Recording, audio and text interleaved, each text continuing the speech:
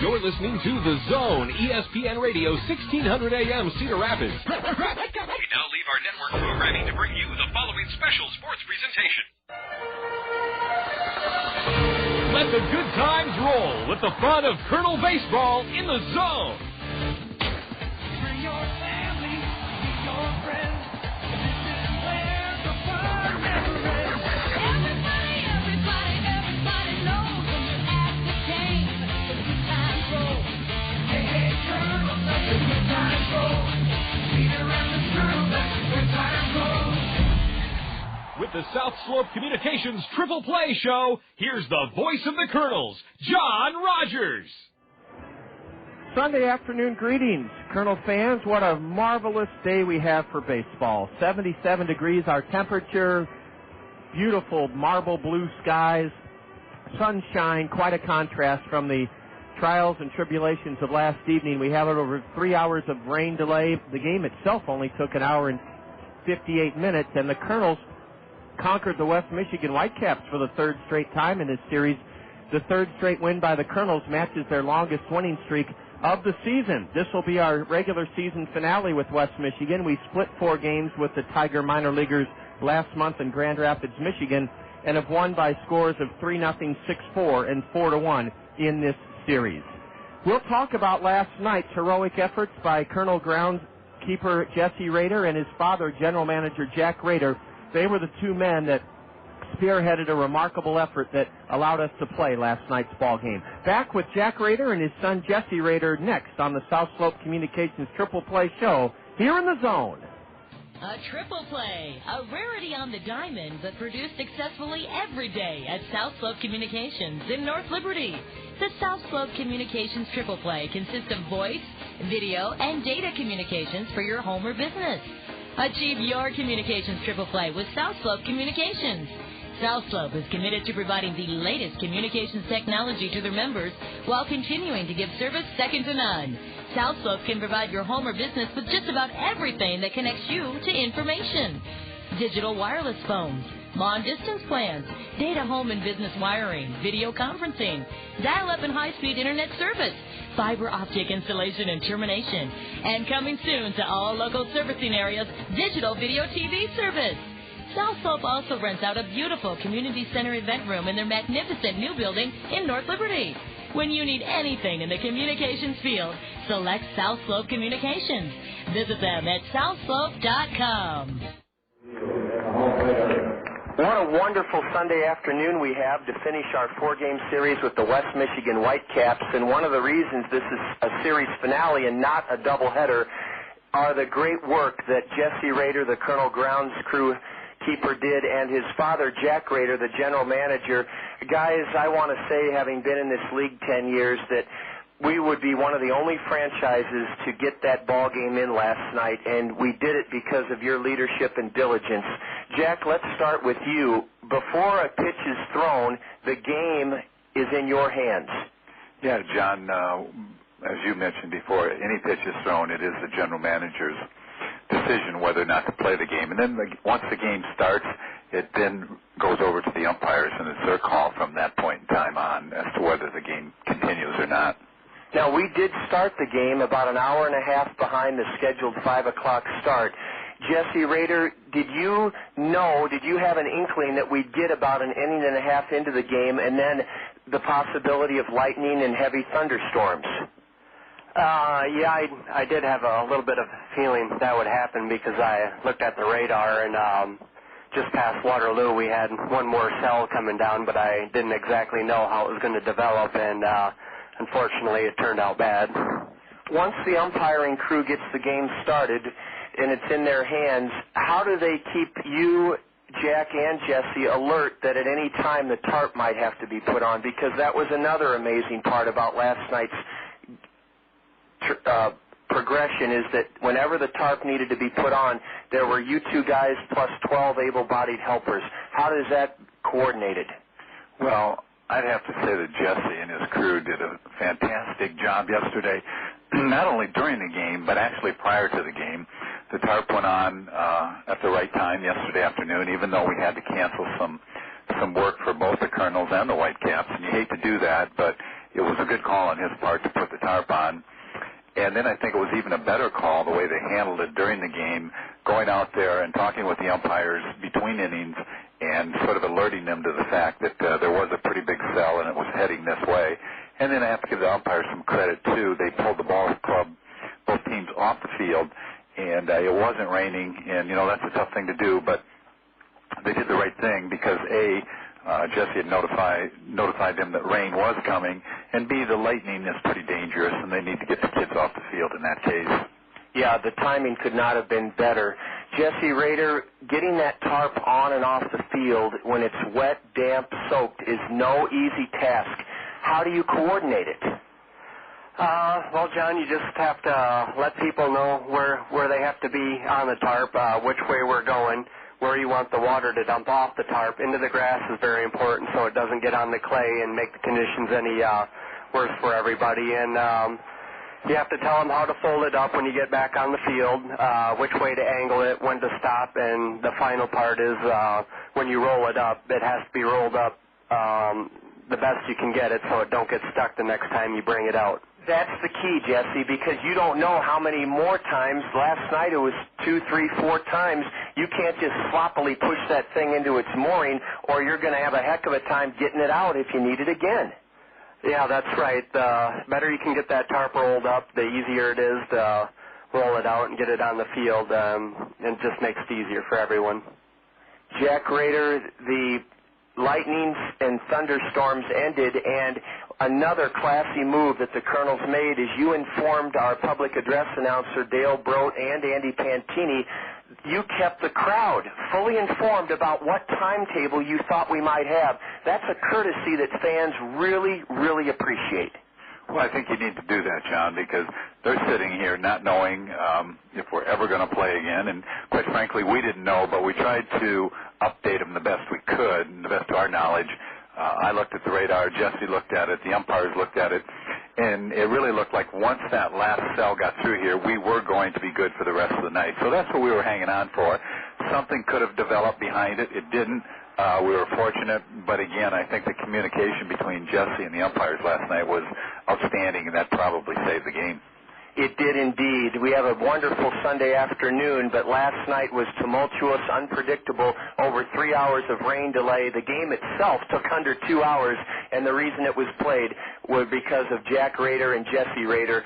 They're our guests on the South Slope Communications Show, and we'll return with them after this. Here in the Zone.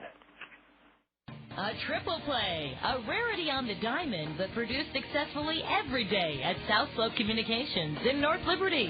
The South Slope Communications triple play consists of voice, video, and data communications for your home or business. Achieve your communications triple play with South Slope Communications. South Slope is committed to providing the latest communications technology to their members while continuing to give service second to none. South Slope can provide your home or business with just about everything that connects you to information. Digital wireless phones, long-distance plans, data home and business wiring, video conferencing, dial-up and high-speed internet service, fiber optic installation and termination, and coming soon to all local servicing areas, digital video TV service. South Slope also rents out a beautiful community center event room in their magnificent new building in North Liberty. When you need anything in the communications field, select South Slope Communications. Visit them at southslope.com.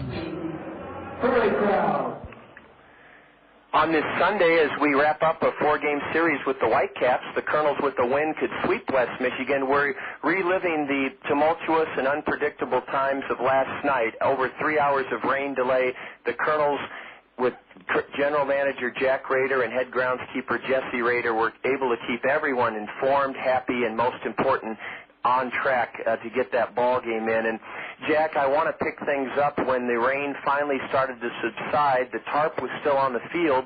Now the game is in the umpire's hands, and I saw them walk all the way around the field, warning track, grass, peek under the tarp. It was their decision. Did you preface their inspection of the diamond by saying, fellas, this diamond drains and dries better than any in the league? Well, I was talking to them before the game. We were just having a casual conversation, and I had told them about Friday night a few weeks back that we played here in the rain, And after the game, one of the umpires said to me, he said, that was amazing. He said, it rained hard for 3 innings, and we were never close to pulling the guys off the field. He said, this field really handles the water very well. And I did tell him that the drainage system in the outfield's phenomenal. Even when we dumped the tarp and put all that water onto the field, and it was already waterlogged, I think within 10 minutes it was already gone. So we're fortunate that the drainage system is very, very good. I told someone last night that was the longest 1 hour and 58-minute game probably on record. Yes, because, Jack, when you add up the rain delay and the game was scheduled to start at 5, it ended around 10:35 or 10:40. Jesse Rader, a final word from you about the infield. Yes, the tarp is designed to protect the infield. We talked about how important it is to get that tarp on and off the field properly. Once the tarp is off, you can tell the umpires about how long it's going to take you to get the infield and the warning track and the bullpens ready. Yeah, that is correct, John. Once we get the tarp off, you always got to look over the situation to see if there's any water that might have spilt onto the field or if it rained a little bit before you got the tarp actually on. And you got to look at your wet spots, and if something's too wet, you have to use some diamond dry or conditioner, everything you got to do to make it safe so none of the players get hurt at all. That's the key, is you got to try to protect those guys, and you and the umpires and your dad, Jack. I just want to commend you guys. As I say, being kind of the veteran of the league now, 10 years, I see other operations guys, and we were only one or two franchises that would have persisted with fortitude, graciousness, and calm resolve to get that ball game in. Congratulations on the behalf of everyone for all that great work. Jack, thank you. Thanks, John. Appreciate it. Colonel Head Groundskeeper Jesse Rader, thanks to you and all your great crew. Thank you very much, John. Appreciate it. Guys, when we head out to Beloit, it'll give you a time to catch your breath and treat yourself to a meal at any of our Zio Giano's perfect pasta, homemade bread. They have 2 new restaurants, one on the main drag in Marion, the other we're all familiar with here on the southwest side on Williams Boulevard. Jesse and Jack, please treat yourself to a wonderful time at Zio Giano's. Thank you, John. Thanks a lot. Guys, thank you. Up next, series finale. Sportscaster Hall of Famer Bob Brooks and I will set the series finale starting lineups when we return. This has been the South Slope Communications Triple Play Show in the Zone.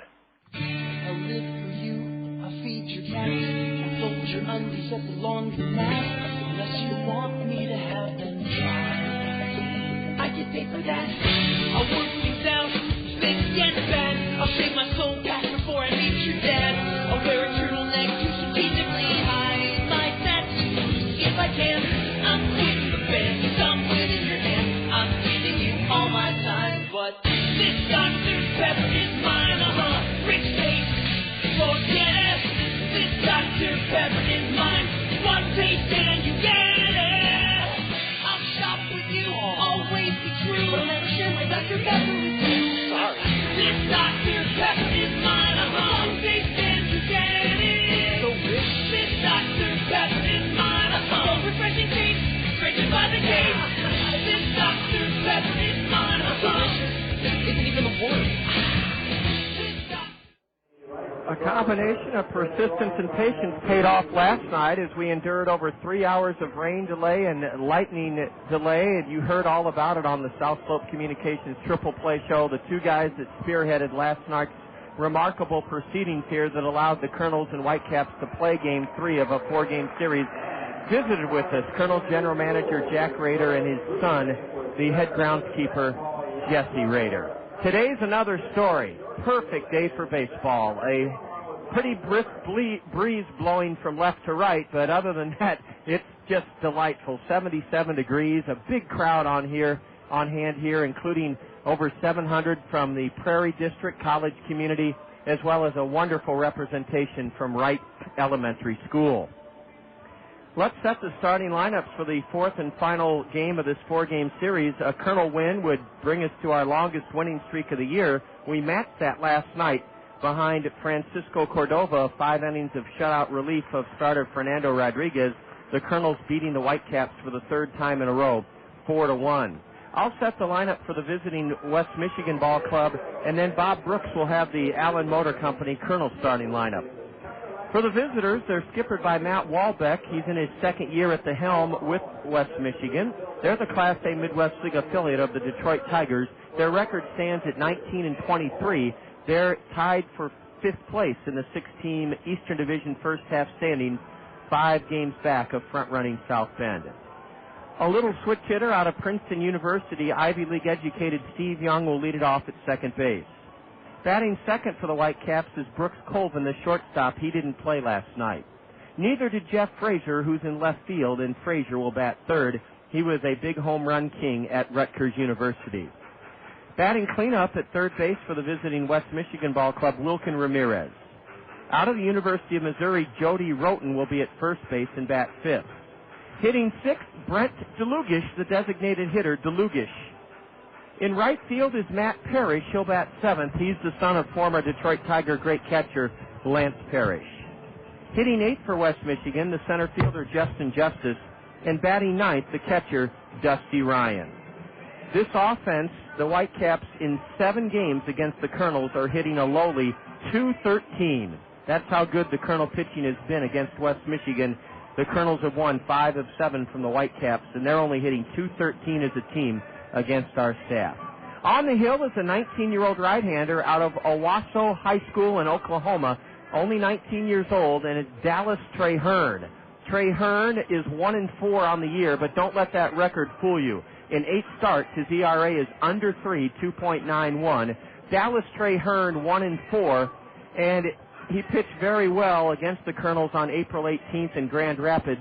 In 7 2/3 innings, he gave us just 1 run on 7 hits, striking out none, walking 1. He was a 2-1. It was a West Michigan 2-1 win. Dallas Traherne did not figure in the decision. Allen Motor Company is proud to present the Allen Motor Company Kernel starting lineup on this glorious sunny Sunday afternoon. Allen's is celebrating 102 years in business, and they have a special gift for you, the consumer. If you buy or lease during Allen's 102nd birthday bash, your first year's maintenance is on Allen's. You heard right. Your first year's maintenance is on Allen's if you buy or lease now during their 102nd birthday bash. 2005 Buick LeSabres birthday sale bash priced at Allen's at just $20,998. Those 2005 Buick LeSabres are the best-selling full-size car in America, and you can get them for less than $21,000 right now at Allen's during their 102nd year birthday bash. With the Allen Motor Company Kernel starting lineup, here's Hall of Fame sportscaster Bob Brooks. And, John, what a day for a ball game. This is it. The win could determine this game, as a matter of fact, because I should imagine we'll see some home runs today. We certainly should, with a more than a breeze at 20 miles an hour that comes sometimes from home plate to center and sometimes from left center to right center. For the Kernels, who are trying to make it 4 in a row and the sweep of the series, the batting order has AlexI Casilla at short. In center field, moving over from shortstop, is Rodriguez. He has been outstanding defensively in this series. Sean Rodriguez batting number 2. Freddy Sandoval is at third base. In left field this afternoon, the hot hitting, now with the .317 average, Aaron Peel. At first base, taking off the tools of ignorance and going back to first base, we have Michael Collins. Warren Madrigal is now the DH. He did not play in last night's Kernel win. Rentz in right field,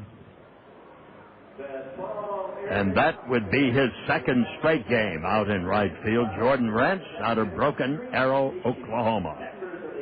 Tommy Duenas, the catcher, and coming in at second base will be Sutton. Sutton at second base as Nate gets a return to the Kernels starting lineup. And pitching today for Cedar Rapids will be Rafael Rodriguez. He's won 2, lost 2. has a good ERA of 2.25, seventh in the league. And he has pitched 40 innings to date, 33 hits, 44 strikeouts, only 18 walks. That's a terrific ratio. So with 8 games started, he is 2-2, and we'll see what he can do on this sunshiny, shiny Sunday afternoon. So settle back, relax, enjoy a ball game, and if you're driving around looking for something to do, the ballpark is open for your enjoyment on a terrific May Sunday. Boy, is it ever, Bob. The Cost Cutters Dream Team kids have taken the field. They're from Prairie and from Wright Elementary. Anderson and Brown Eye Care, the official eye care provider of the Kernels, proud to present our umpiring crew. Garrett Wilson will call the balls and strikes. His partner on the base is Nicholas Nolde. Anderson and Brown Eye Care, they'll be moving to their new location on June 1st on Boyson Road, just west of I-380. Listen to the hand for the Kernels as they take the field from their first base dugout. They are in their glittering red knit batting practice tops with big white numbers and navy blue hats with red bills. The visiting Whitecaps in their Detroit Tiger and New York Yankee road uniform look alike, gray and dark blue. We're going to have an announcement from Wendy's, and then we'll join public address announcer Dale Brote as he introduces this afternoon's Star-Spangled Banner singer. Now, ladies and gentlemen, to honor America, please rise and join in the singing of our national anthem. It is being performed today by Dan Dearwood of College Community Schools. Oh, can you see by the dawn's early light what so proudly we hailed at the twilight's last week, whose lights and bright stars through the perilous fight, o'er the ramparts we watched were so gallantly streaked, and rockets red flares of bursting in air gave through the night that our flag was still there. Oh, sailors, that star-spangled banner yet waves o'er the land of the free and the home of the brave. It doesn't get any better than what we have today. Perfect weather, a hot ball club, and a big crowd. At Kernels and Whitecaps series finale, Bob and I will have this afternoon's action for you following this here in the zone. A triple play, a rarity on the diamond, but produced successfully every day at South Slope Communications in North Liberty. The South Slope Communications triple play consists of voice, video, and data communications for your home or business. Achieve your communications triple play with South Slope Communications. South Slope is committed to providing the latest communications technology to their members while continuing to give service second to none. South Slope can provide your home or business with just about everything that connects you to information. Digital wireless phones, long-distance plans, data home and business wiring, video conferencing, dial-up and high-speed internet service, fiber optic installation and termination, and coming soon to all local servicing areas, digital video TV service. South Slope also rents out a beautiful community center event room in their magnificent new building in North Liberty. When you need anything in the communications field, select South Slope Communications. Visit them at southslope.com. Bright sunshine splashing the lush emerald diamond below, even a darker green from all the rain we had last evening. And let's see if Rafael Rodriguez can get a few runs. He's suffered from lack of run support this season. Case in point, his last outing was Tuesday night in Dayton. 5 innings pitched by the 20-year-old Dominican right-hander. He only gave up 1 run to the Dragons. 3 hits in 5 innings. He struck out 1, walked 3, but the bullpen faltered as the Kernels were drubbed by the Dragons last Tuesday in Dayton 13-2. Great to see the Westvale Mall Mix 96.5 Whirling Waters hot tub in left field being occupied by a family. That's an extension of the Randy Keel Confidence Picnic Pavilion, and you just have an ideal situation to be in that hot tub this afternoon. My Radio Shack temperature gauge says 77, but public address announcer Dale Brote says 80 degrees, so we'll take 80 degrees anytime. Well, we're set to go. Steve Young is playing for the 4th time in this series, and he is 3 for 9 in the series. He bunted his way on to start the game last night, and he's batting .222, no homers, no RBIs from this little fireball pepper pot. And he takes a strike, a slider on the outside corner. Freddy Sandoval is shortened up. He's cheating in on the edge of the grass at third for the Kernels. Casilla's the shortstop today. Nate Sutton at second, and Michael Collins at first. Look out, a swing and a foul straight back here. And that's strike 2 on Steve Young. West Michigan's hitting .236 as a team. That's last in the league, and they're only hitting .213 against us. Let's don't kick a sleeping giant or dog. Let's get out of town, get them out of town, and they can get healthy against somebody else. Swing and a miss by Steve Young, a 3-pitch strikeout for Rafael Rodriguez. Well, that's an excellent start for the Cedar Rapids Ball Club, and starting on Thursday with Jesse Smith, the pitching has been simply marvelous. Yes, our ERA against the Whitecaps in 7 games, Bob, our team earned run average 1.90. Well, as we indicated last night, went over and over the story of there have only been 2 innings in 3 games in which the Whitecaps have scored. 4 in the 9th inning Friday afternoon, 1 in the 8th inning last night. Brooks Colvin takes low and away, and now he fists one in the air into shallow right. This will carry out for Jordan Renz. And, Bob, there's the first indication of what you said could determine this game. The wind blew that beyond the reach of Nate Sutton at second. Renz had to come in to get it. Normally that was a ball for Sutton, the second baseman. That's right. Nate didn't give up on it, but it just got in that wind swirl and carried out to Jordan Renz in right. And Jordan, wearing glasses, caught it. Sunglasses, that is. 2 away here in the first inning. Jeff Frazier batting for the Whitecaps. He hitting .232 on the season. Didn't play last night. He's 0 for 7 in the series. Big right-handed batter out of Rutgers University, and he takes a pitch outside, ball 1. That wind is really whipping out towards right center, and a slicing drive into the right field corner for extra bases. Jordan Renz will have to dig it out at the 325 mark and heave it into the infield, and he does so, but not before Jeff Frazier has his 5th double of the year. Frazier hit that one off the end of the bat and sent it slicing into the right field corner for a 2-out double. Well, he was just trying to make contact, and he swung late, and he got fortunate. Fortunate in that he put it fair down the right field line by about 1.5 feet.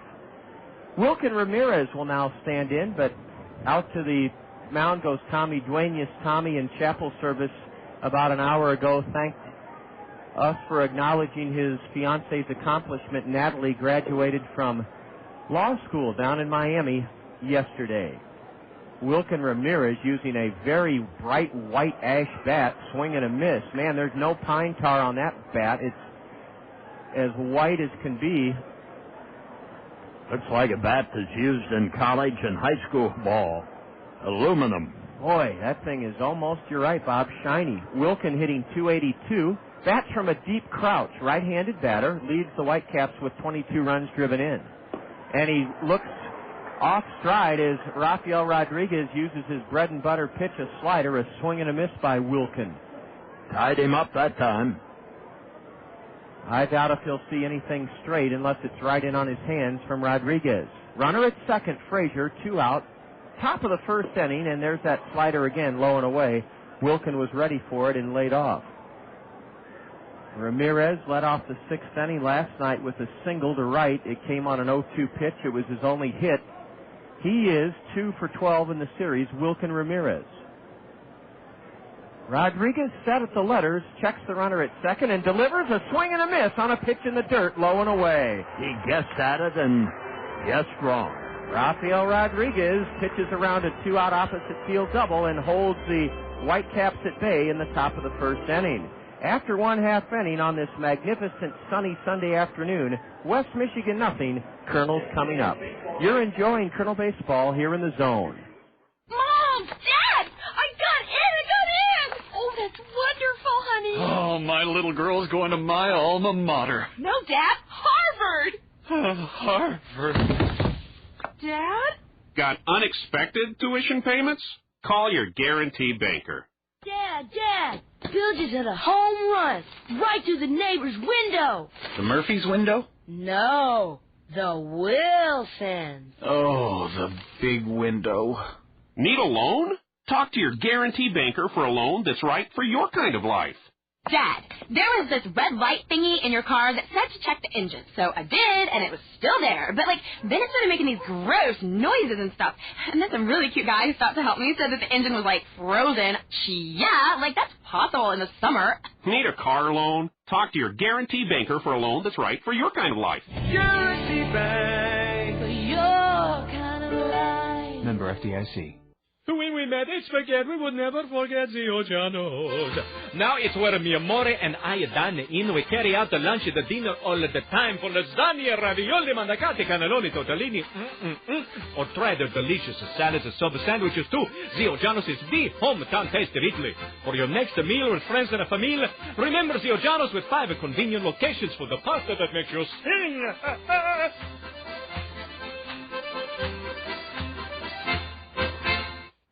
Dallas Trey Hearn is on the hill with a 1-4 record. And, Bob, there's still some degree of romantic mystique about any kid that comes out of the, quote, bushes from the state of Oklahoma ever since they found Mickey Mantle. Yes, you always think when you mention Broken Bow or something like that, man, this guy is a athlete. And that would even go back to the days of Jim Thorpe. Signed off an Indian reservation in Oklahoma. AlexI Casilla takes downstairs from the 19-year-old Oklahoman Dallas Trey Hearn, and Alexi's had quite a series, causing havoc on the base paths and fielding very well. He's the shortstop today, and he takes just downstairs for ball 2. AlexI is 4 for his last 7, 2 for 4 last night, batting .227, switch hitter, batting left-handed. And a strike on the outside corner to the small, tough-to-pitch-to leadoff batter. He crouches down and has an open stance, and that creates a very small strike zone.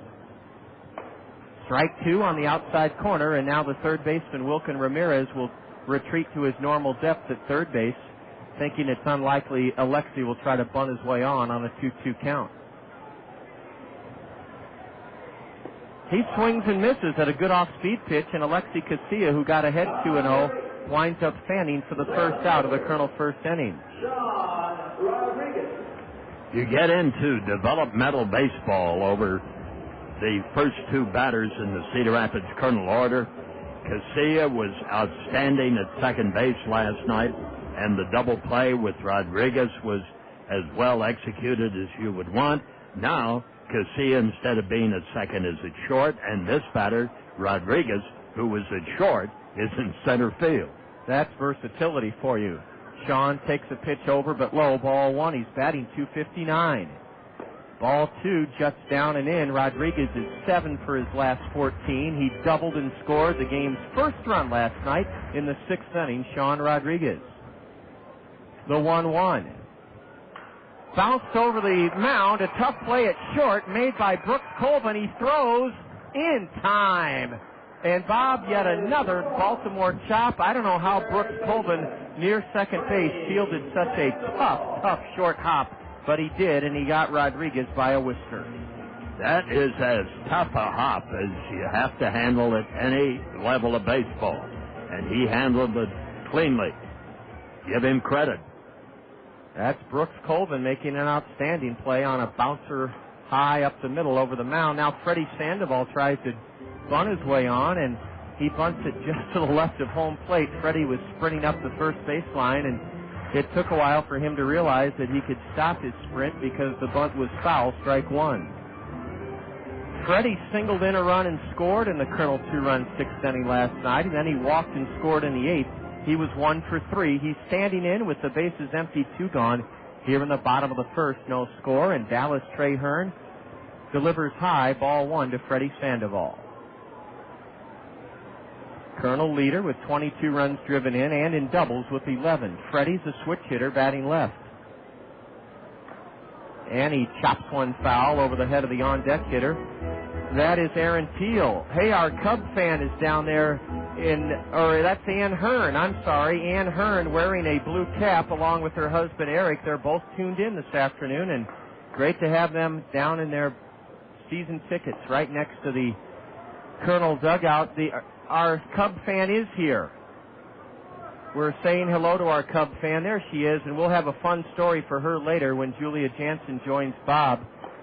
Strike 3 called on the outside corner. Freddy Sandoval was done in on a backdoor breaking pitch, and Dallas Traherne polishes off the Kernels in easy fashion. Down in order go the Kernels in the bottom of the first inning. The Kernels hope for a series sweep, and after 1 inning this afternoon are scoreless with the Whitecaps. This is Kernel Baseball in the Zone. We've been telling you for some time that Greg's Lawn Service is a cut above the rest when it comes to caring for your lawn. However, Greg's experienced staff does so much more than lawn care. They offer complete landscape design and installation, concrete curb edging, grading, sodding, and hydro seeding. Yes, Greg's is a complete lawn care service, and they welcome the opportunity to show you why they are a cut above the rest. Give Greg's a call for more details about their wide range of services. All right. Everybody knows that safety belts save lives. Blah, blah, blah. We've been hearing that for years. I'm just letting you know that your safety belt can save you a whole lot of hassle, too. Because from coast to coast, cops are cracking down. They've got this enforcement effort. Click it or ticket. Pretty simple. You buckle up or you get a ticket. Consider this a friendly warning, because guess what? Cops won't be giving warnings. Remember, click it or ticket. Castrol Syntec and ESPN Radio are going to tune your car up with the latest GPS technology. Log on to ESPNradio.com for the high-performance sweepstakes for great sports trivia and a chance to win one of 2 Garmin IQ high-tech GPS systems. Whether you're headed to the stadium or a hot night spot, Castrol Syntec will make sure you get there fast the first time. 14 other winners will get Castrol Syntec prize packs. Castrol Syntec. Everything else is just motor oil.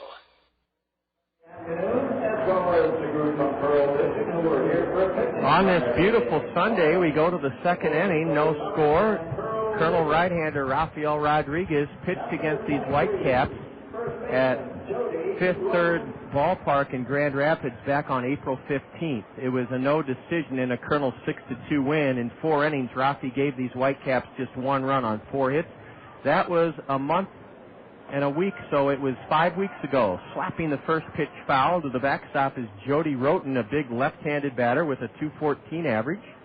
No homers, 6 RBIs for Jody Roten leading off here in the second inning. Jody singled his first 2 times up last night. He went 2 for 4. He's 4 for 8 in the series. A strike is in on the outside edge, the left side of the Kernel infield. Sandoval at third and Casilla at short. They're playing Roten to pull. They're way, way off the third base line, both of those infielders. Jody's down on strikes. A sinking fastball.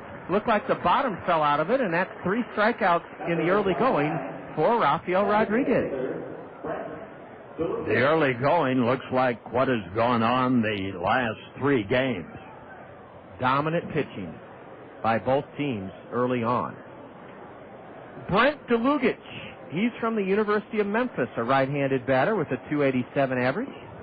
Ball 1 low and away. Brent was robbed of a hit in the 8th inning on a super play at second by AlexI Casilla. He was nothing for 4. Brent has a slightly closed stance. That means his front foot is ahead of his back foot. And he drills one high in the air, lofts it down the right field line. Staggering in the corner and unable to track it down was Jordan Renz, and there's the second effect the wind has had in this game. Renz just had no idea what the wind, Bob, was going to do with that ball. Oh, and the wind blew it foul, too.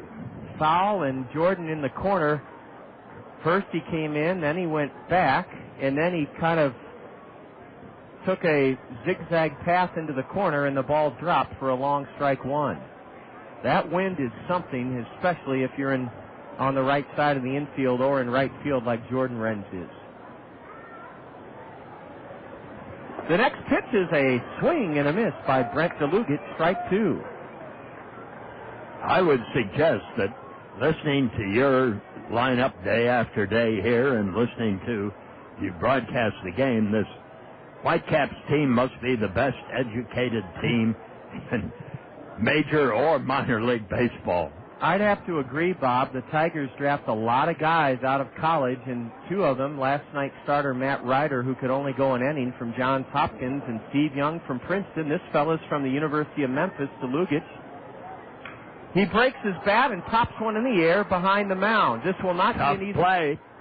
Yes, it will not be an easy play. Bob's right. It was very tough for AlexI Casilla. He caught it to the second base side of the bag, the shortstop did, and that wind must have taken it a good 30 feet from left to right. Interesting, Bob, a lot of the guys now don't wear the flip-down sunglasses like you and I were accustomed to seeing. A lot of them wear these Oakley brand glasses now that are permanent sunglasses.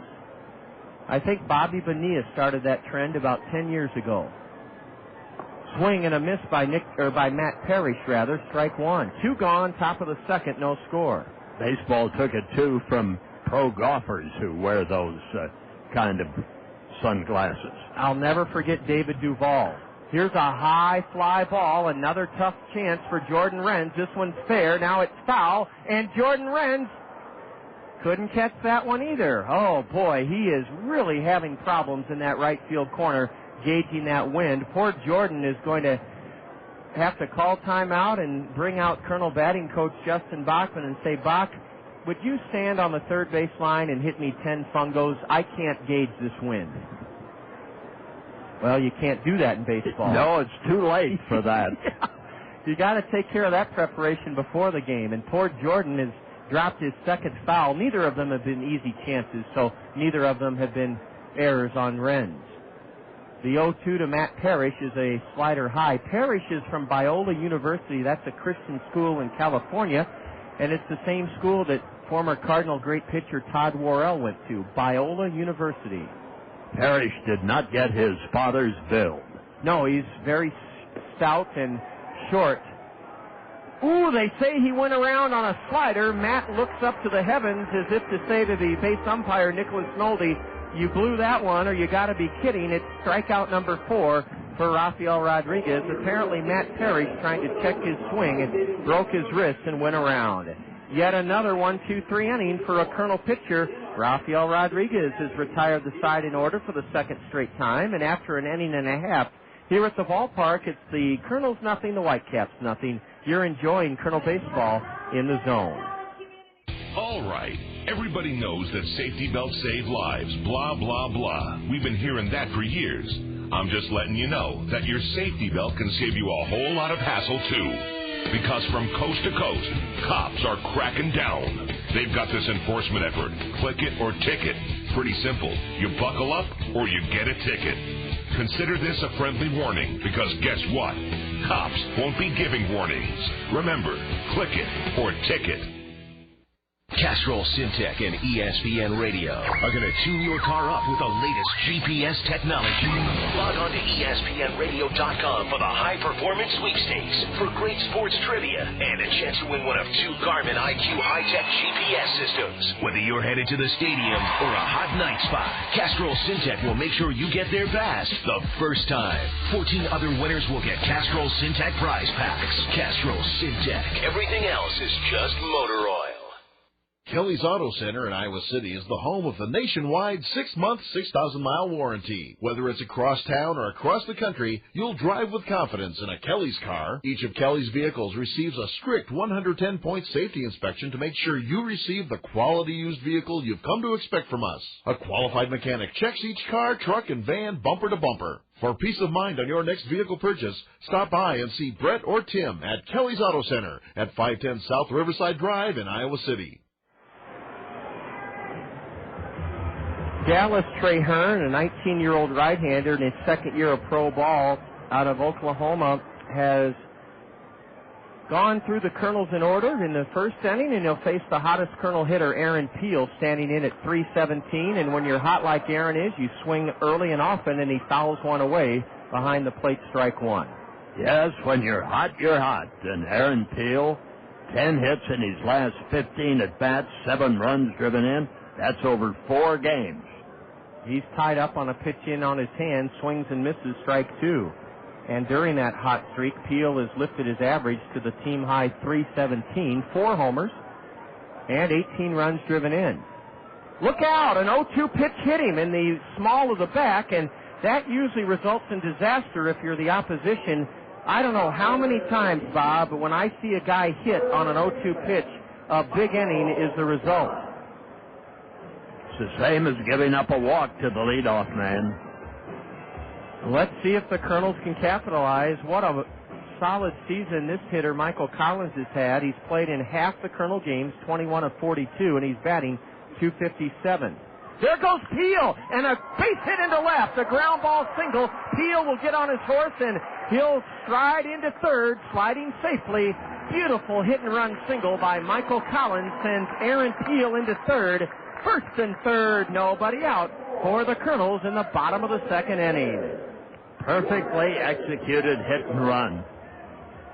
As the pitcher delivered the runner at first base, Aaron Peel took off, and the ball then, after getting and sucking the shortstop over towards second base, the ball went in the hole and into the outfield. And Peel went all the way to third, even though the play was in front of him, Jeff Frazier. That's because, as Bob said, he was running. Here's a double play ball to second. Peel scores. The second baseman Young to second out. And the return throw by Brooks Colvin gets Warner Madrigal. The Kernels lead at 1-0, and Madrigal disputes the call by the base umpire Nicholas Nolde.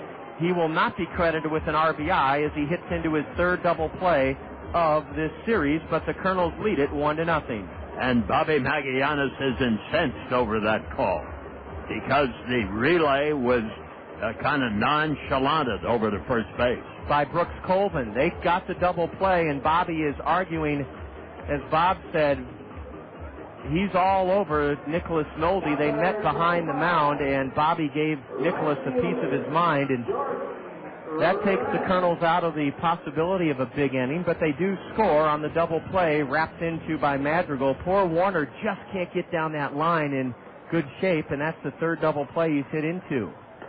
Jordan Renz looks at a blistering fastball on the outside edge for strike one.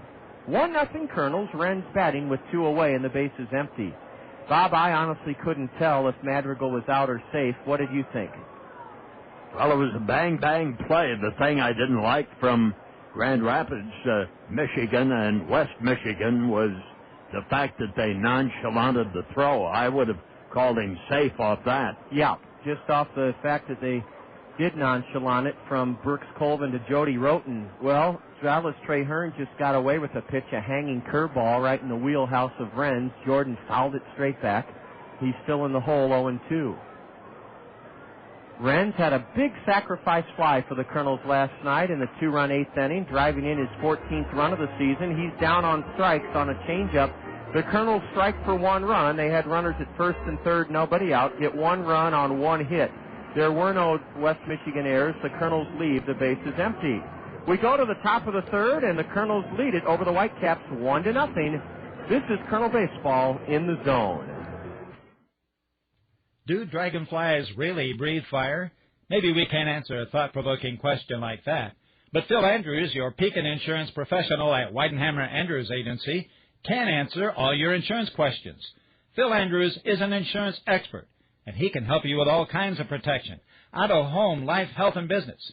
Phil Andrews, your Pekin insurance agent at Weidenhammer Andrews, has all the right answers for the right insurance coverages for you and your family. Sadly, arthritis pain can make people say goodbye to the little things they love, but not people who use Aleve. People whose doctors have told them the good news about the strength and safety of Aleve, that only 2 Aleve can stop arthritis pain all day. Ask your doctor the good news about Aleve. Use as directed for minor arthritis pain. Join Aleve and the Arthritis Foundation for the annual Arthritis Walk, which takes place this May all across the country. For more information on the Arthritis Walk or the good news about Aleve, go to Aleve.com. Your dog eats your new sofa. Pet satisfaction rating 3%. Your hairdresser doesn't know burnt auburn from burnt toast. Hair color satisfaction rating 5%. After years of marriage, your husband still leaves the seat up. Spouse satisfaction rating -2%. Your car insurance company saves you hundreds of dollars and handles your claim quickly and fairly. Car insurance satisfaction rating 97%. Oh, you must have Geico. Geico's customer satisfaction stands at 97%. How would you rate your car insurance company? Geico. 1-800-947-AUTO. We're off after this game to Beloit, Wisconsin for a 4-game trip. It'll begin tomorrow evening, 6:10 South Slope Communications Triple Play show time, 6:30 start. Same for Tuesday and Wednesday nights, and then our equipment manager, Ron Klein, told me he thinks we'll be playing at 11 or 11:30 on Thursday morning. That's good news, getaway day. And then we'll be back here for an 8-game homestand starting this coming Friday, May 27th. An 8-game homestand starting this Friday, May 27th. This Saturday, the 28th, our first fireworks extravaganza. So that is a red letter date. Saturday, the 28th of May. What a great way to celebrate the Memorial Day weekend here with fireworks on Saturday. 1-0 Kernels, and pumping in a strike to left-handed hitting Justin Justice, Kernel starter Rafael Rodriguez, 0-1. And we'll get a look at the leaders in the Eastern Division, Fort Wayne. Yeah, Fort Wayne and South Bend have been battling it out for the top spot all spring long, and we'll get to see those Arizona Diamondback minor leaguers, as Bob said, when the Silverhawks visit us Friday night, Saturday at 5, fireworks follow Sunday at 2. Bird Zirk will be here on Monday the 30th. Sunday, I'll back up in a moment. A swing and a miss on a changeup. Tommy Duenas has to retrieve it in the dirt and throw it down to first, and that is 5 strikeouts for Rafael Rodriguez here in the early going. A week from today, Pat McGrath Chevyland will be presenting Kernel caps to the first 1,000 of you Kernel fans that come out and join us. Meet me at the stadium next Sunday. The gates open at 1, and the first 1,000 of you will receive a Kernel cap from Pat McGrath Chevyland. Well, meet us at the stadium for Memorial Day weekend. The whole weekend.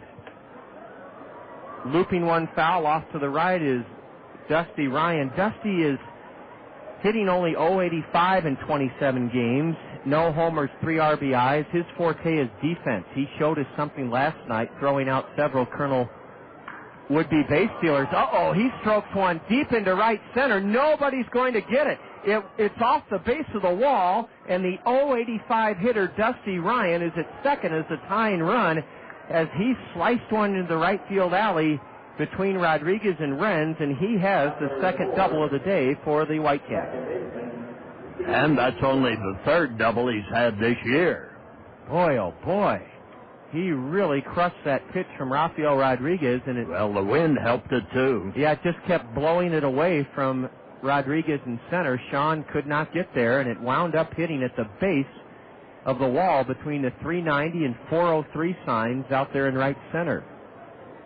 Now the batter is Steve Young. He struck out in the first. He'll try to tie this game at 1 with a base hit. He nubs one foul to the border of the dirt batting circle. Strike 1. Bob, you were the guest of the visiting broadcaster Dave, and I'm sure lots of people enjoyed hearing you in West Michigan. What did you guys discuss on their pregame show? Oh, a little bit of everything. He wanted to know about personalities, and I gave him a story on Judd Heathcote when he was coaching Magic Johnson. We talked about Schembechler, and we talked about, of course, Bob Knight. We went over some Big Ten personalities. Oh, that's great. Some baseball things. We talked for quite a while. He said, I've got enough to use this a couple times. Well, that's great, Bob. Nice. And I gave a tip of the cap to the Michigan State fans up in Grand Rapids. So here's a throw to second, and the runner just got back safely. Dusty Ryan would have been out had Rodriguez's throw been on the mark. It's always interesting when we go to the state of Michigan, Bob, because we go to Battle Creek, Grand Rapids, and Lansing, and the Spartan fans always feel like they're the redheaded stepchild in that state. Oh, yes. They think the Wolverines get way majority of the media coverage and that they're kind of the blue bloods, and the Spartan fans look at themselves as kind of the auto worker, blue-collar fans of the state. And Michigan wants to keep it that way. 1-1 to Steve Young. I'll tell you an interesting story. As Young takes a strike, a throw to second by Duenas, blocked out down there by AlexI Casilla, and the runner gets back, Dusty Ryan. When I visit with my friends in Lansing when we're playing the Lugnuts, they told me, and this surprised me, that over 50% of the students that go to school at Michigan in Ann Arbor are from out of state. Well, Michigan looks at themselves as a worldwide university. Or the Harvard of the Midwest in the Big Ten. I've heard both of those claims. The 1-2 to Young is over but low, a changeup. Steve Young, a switch hitter batting left, is at the plate in the top of the third. 1 out, 1-0 Kernels. The Whitecaps have the tying run at second. Dusty Ryan, the catcher. Rafael is set at the letters. And he misses down low, ball 3 to the leadoff batter. It's a full count now to Steve Young. Michigan always had a saying when there were 10 teams in the league. What is good for Michigan is good for the Big Ten. Sounds like the statement. But no more. No, things have leveled off. It's a very equal conference now in many ways. Or more balanced. A little chopper foul up the first base side. Young was hustling out of the box, and Rafael Rodriguez fields it in foul ground behind or outside of first. Bob, that reminds me of the president, and I should know this because I was a history major. I think it was either Coolidge or Hoover that said, what's good for big business is what's good for America. And then the Depression followed. Yes. Here's the next payoff pitch. Long look at second. And ball 4. Steve Young had a good at bat. He was in the hole 1-2, but he winds up bilking a walk out of Rodriguez. First and second, 1 out for Brooks Colvin. And now the Kernels will look for the double play with a different combination. Casilla at short and Sutton at second. Sandoval, the steadfast one at third, and Collins maintaining first base. 1-0 Kernels with 1 out.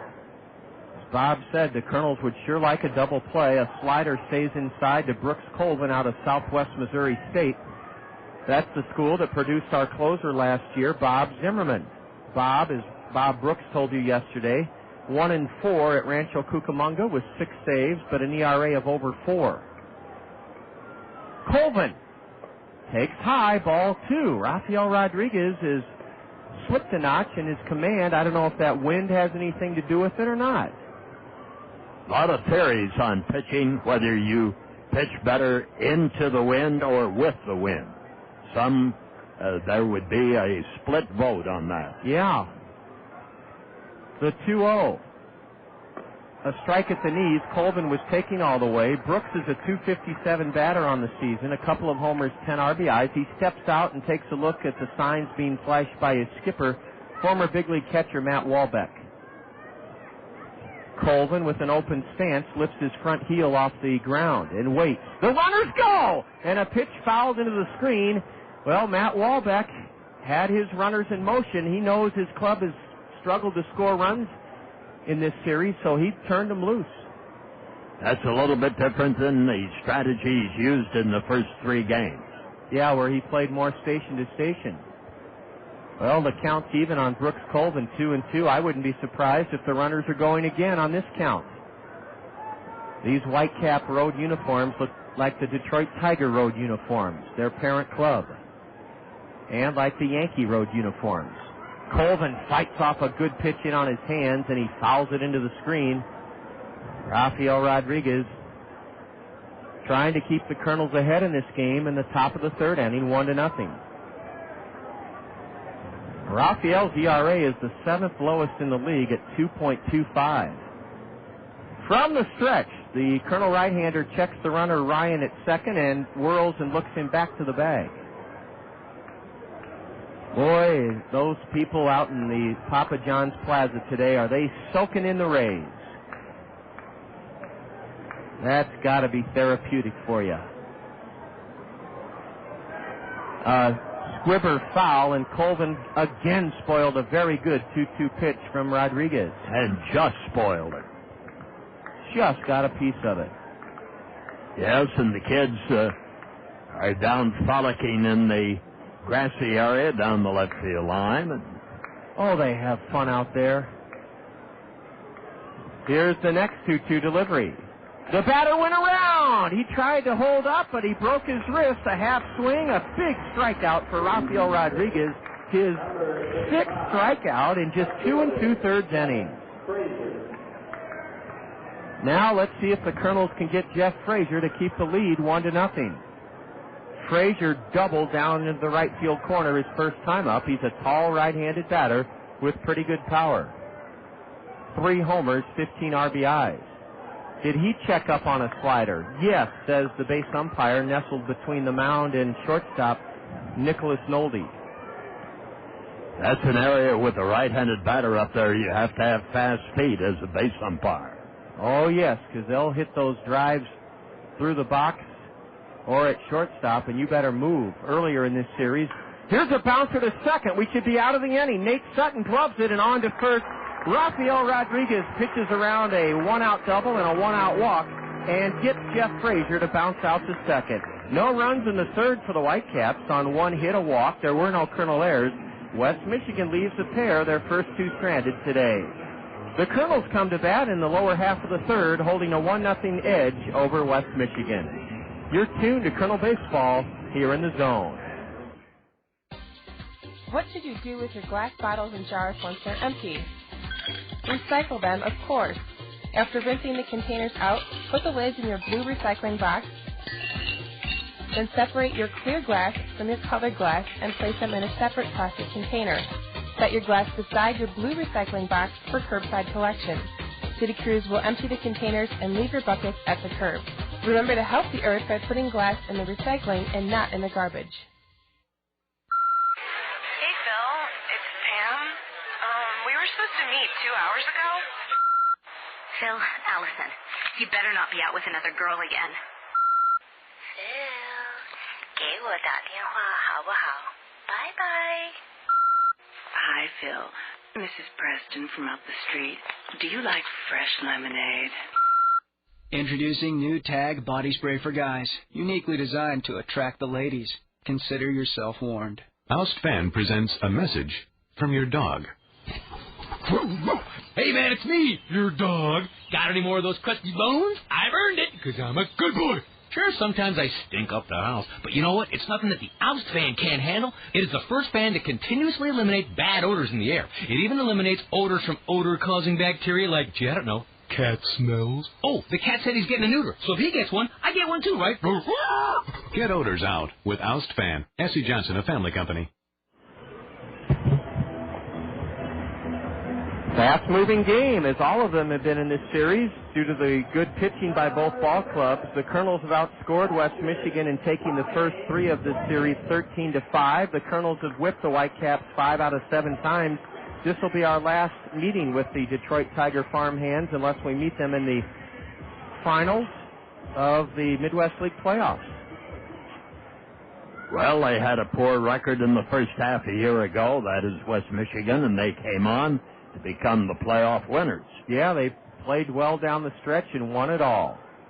Tommy Duenas steps in and takes the ball low. Bob, we have the groups, lots of groups here this afternoon, and it'd be nice as we go along here in the Kernel third to recognize those groups. Here's a little looper into shallow left, and it is going to be caught. Another tough break for Tommy Duenas. He can't buy a base hit. Jeff Frazier had to hustle in and turn his glove downward and make catch on the heel of his glove to rob Tommy Duenas of a base hit bid. Well, we want to salute Cole College. They have some 54 attending today up in the mezzanine area. All one low and away to Nate Sutton. And we have the Iowa State University Alumni Association of Lynn County. They're out in the pavilion area, so that is wonderful.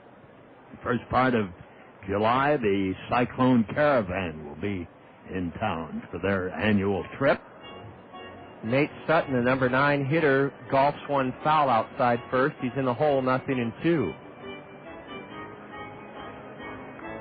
Nate's hitting .213, no homers, 4 RBIs. He's seen his first action in the series. 1-0 Kernels, bottom of the third, as the right-hander Dallas Traherne wastes one up and away. Ball 1 to the Kernel left-handed hitting middle infielder Nate Sutton. Boy, this crowd is boisterous and big this afternoon. Ball 2 taken outside by Sutton. We have Wells Blue Bunny represented, too, on the deck.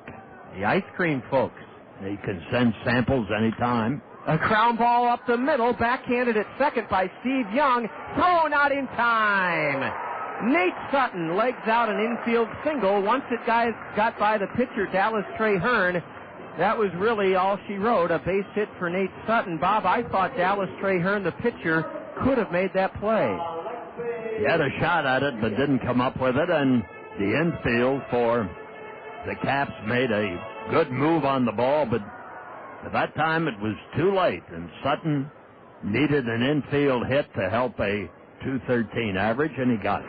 I've got a sneaking suspicion a hit and run may be in order here with the leadoff batter, AlexI Casilla, standing in from the left side. He'll run here. Sutton bluffs a break. The ball out of the catcher's mitt. He was coming up for either a pitch high and away or a pitch out, and that may be a pass ball on Dusty Ryan. It sends Nate Sutton to second with only 1 out. Anytime a catcher can get a glove on a ball like that one, I almost have to think pass ball, but I bet they'll rule it a wild pitch. Well, in my view, it was a pass ball for one reason. A bouncer to first, and Sutton will go to third. The first baseman barely, Jody Roten, wins the race to the bag to get Casilla. And, Bob, I didn't mean to cut you off in midstream there. I agree. I thought it was a pass ball, and why do you concur? Well, the reason is really the error or the miscue on the play was made because of the runner Sutton. He took off, and the catcher took his eye off and his concentration off the ball and looked to the runner. Consequently, didn't catch it. That's a good point. Johnny Bench, I'll share a story with you and our listeners, as Sean Rodriguez grounded out to first in the first. He has a 2-out RBI chance here in the bottom of the third inning. Swing and a miss by Sean. I heard Johnny Bench speak at a seminar 2 falls ago, and he said to the audience, I have all sorts of adults, well-meaning adults, say, Johnny, what can I tell my son or daughter? They are a catcher. They are a catcher. What's the most important thing for a catcher to learn? Ball 2 outside to Sean, and I couldn't believe how simply prophetic Johnny Bench's advice was. He said he tells every parent that teach your son or daughter to catch every pitch. Catch every pitch. And don't close your eyes. There's a strike to Sean Rodriguez. Not even on a foul tip. How about? I'll tell you, catching is something. I've always been a great admirer of catchers. Sean standing in at 2-2 now, and he fists a foul ball down the third base side beyond the West Michigan third base dugout. Runner at third, Nate Sutton, 2 out, and the Kernels trying to add to their 1-0 lead here in the bottom of the third inning. Dallas Traherne is set. Below the chin. Delivers. Ooh, a pitch just missed on the inside corner.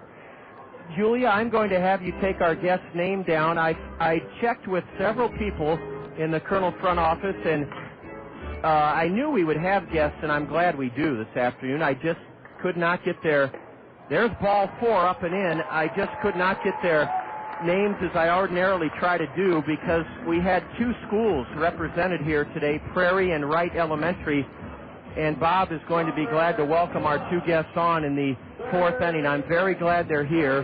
One is from Wright Elementary, the other is from College Community, and we'll have them come and visit with Bob in the 4th inning.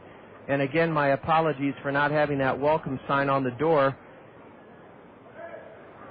Sometimes when they're welcome anyway. That's right, especially from College Community and Wright. Wright Elementary is the home of Chad Paraboom, who helped organize this day. And, of course, College Community has Superintendent Dick Whitehead, and they have the 3 Prairie elementary schools that we visit for our reading program. Freddy Sandoval stands in and takes outside ball 1. Freddy struck out looking in the 1st inning. Sean Rodriguez had a good at-bat as he walks to make it 1st and 3rd with 2 out here in the bottom of the 3rd inning. A line shot into right. That's a base hit for Freddy Sandoval. It makes it 2-0 Kernels. Nate Sutton scores. Sean Rodriguez stops at second, and Freddy Sandoval adds to his team-high run driven in total. He now has 23 RBIs. Bob, that's the hardest ball hit today by either ball club. Yes, it was good contact and a solid single to right, and Sutton came in to score. Kernels lead 2-0, and that's going to bring a little visit to the mound. Yes, it will. And let's reiterate how happy we are to have folks from Wright Elementary and College Community School District with us, and Julia Jansen is making sure that those folks are welcome, and one of them will visit with Bob in the top of the 4th, and the other will slide in for the bottom of the 4th, and we can't wait to hear about their positions and their wonderful schools here this afternoon. The meeting on the mound breaks up. It was A.J. Sager, the pitching coach for the Whitecaps, coming out to talk to Dallas Traherne. What a big 2-out clutch single by Freddy Sandoval as he drilled it over the head of Steve Young at second into right. No play for Matt Parrish because Sutton was at third. He did hold Rodriguez to second base, and now the Colonel's hottest hitter, Aaron Peel, who was hit by a pitch and scored in the 2nd inning, will try to add to this Colonel lead. A breaking pitch is a strike called. Susie Burns is representing College Community School District, and Robert Riley is here. He has taken over for Chad Paraboom as the president of the Wright Elementary School PTA, and both of them will have a chance to visit. Here's a base hit into right by Aaron Peel. Rounding third and scoring ahead of the throw from Matt Parrish is Sean Rodriguez.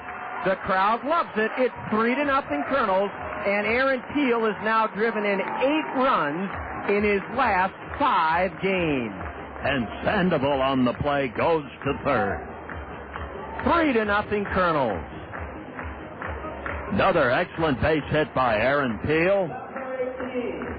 And the Kernels in this series have been coming through with men on. And with 2 out, Bob, absolutely. And that's one of the hallmarks of a club on a resurgence. 2 2-out singles, driving in runs by Sandoval and Peel. And as Bob said, good base running by Sandoval. He went to third as Matt Parrish threw home. It was cut off by the first baseman, Jody Roten, as the 2nd run of the inning scored. Rodriguez from second. Strike 1 is in to Michael Collins. He singled his first time up. And he pops one in the air. It's drifting down the right field line, and chasing it is Matt Parrish, and it sails beyond his reach. Bob, how would you like to be on the golf course today based on what we've seen on the diamond? Of what we've seen here, this is not the place you would want to be, a golf course today without a knockdown shot. You've got to keep it low today. That thing started fair by about 50 feet in right field and wound up being pushed beyond the Papa John's Plaza bleacher section down the right field line. Strike 2 to Michael Collins. On the PGA Tour, they play in wet, they play in cold conditions, but when the wind blows, they have real problems. What a swing and by... scores go up. Yes. What a swing by Michael Collins, a changeup, and Michael double-clutched, waited on it, and slapped it foul straight back. The Kernels trying to make it a 3-run inning, lead it 3-0 here in the bottom of the third inning.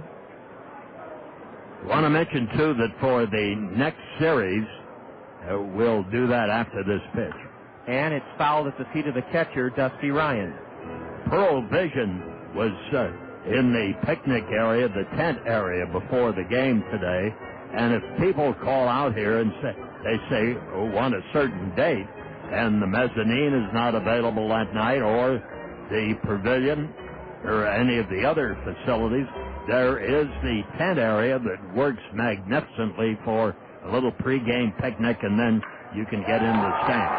Michael Collins drills one into the left center field alley. 1 run is home to make it 4-0. They're going to wave Peel in. Here's the relay throw. Aaron is safe on a head-first slide.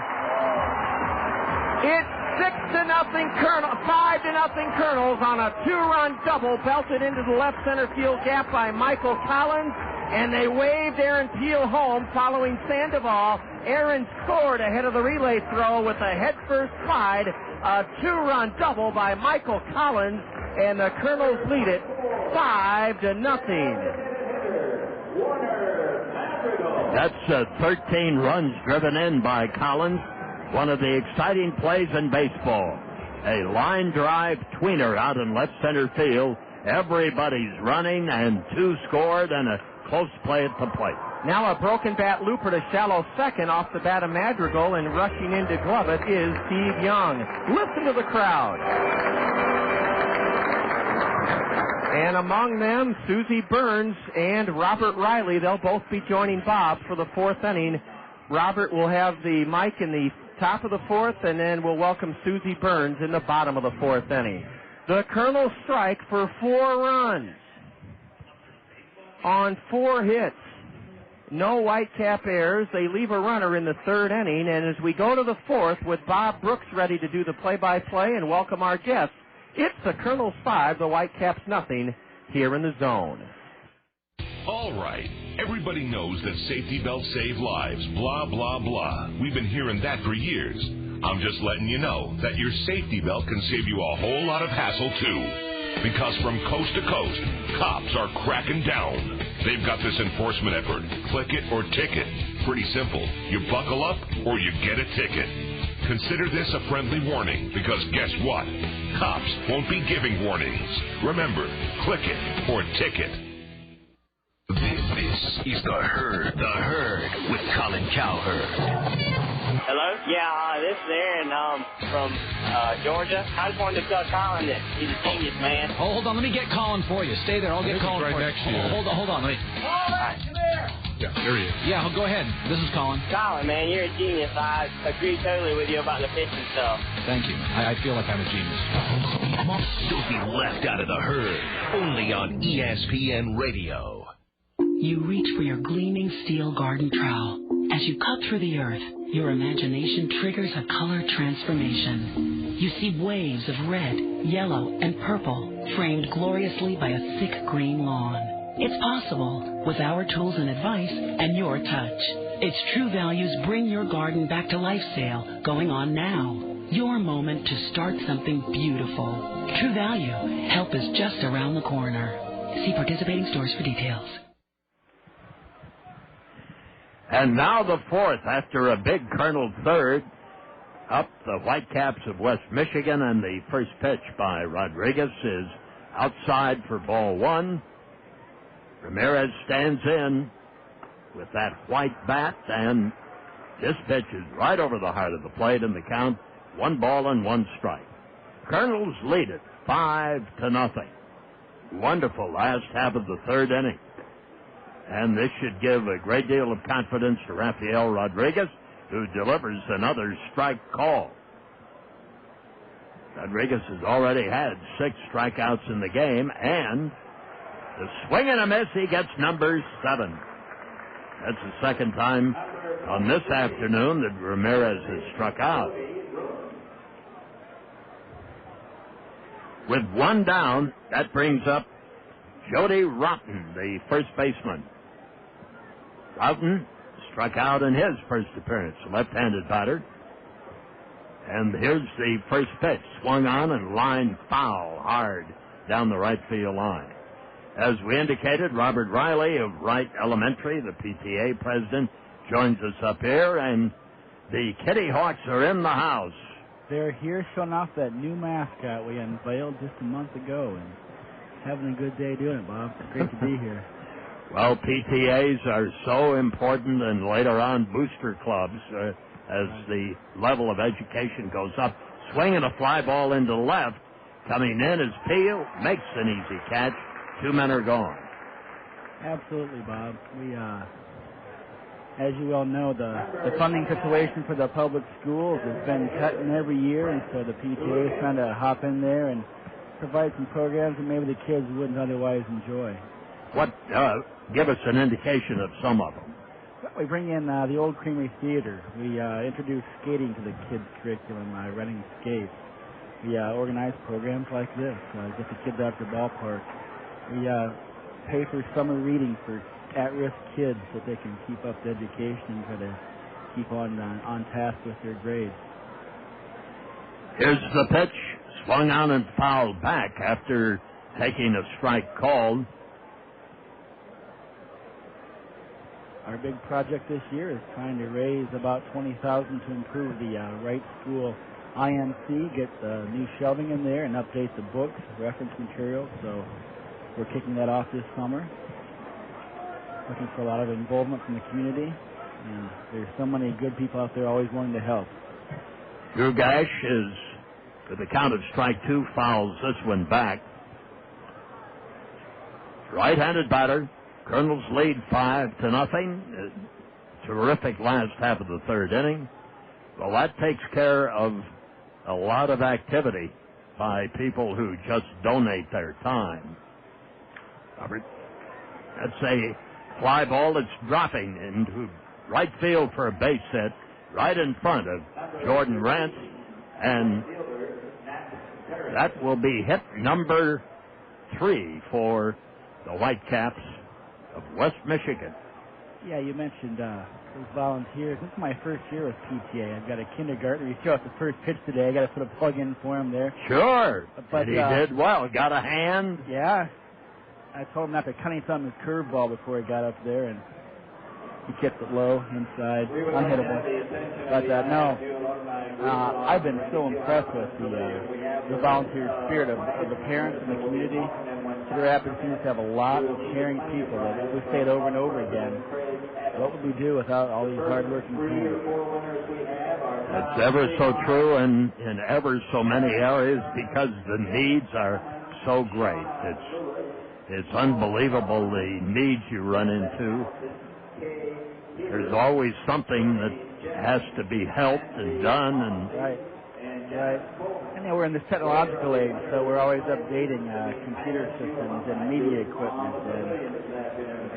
And we are blessed to have a new technological computer lab this last couple of years with the PTA's involvement. So the kids are enjoying that. After a meeting on the mound, right-handed batter Matt Parrish swings and hits a fly ball into right field. An easy catch for Rodriguez, and the side is retired. No damage done. Nagiana said the magic words to his pitcher, Rafael Rodriguez. No runs and 1 hit.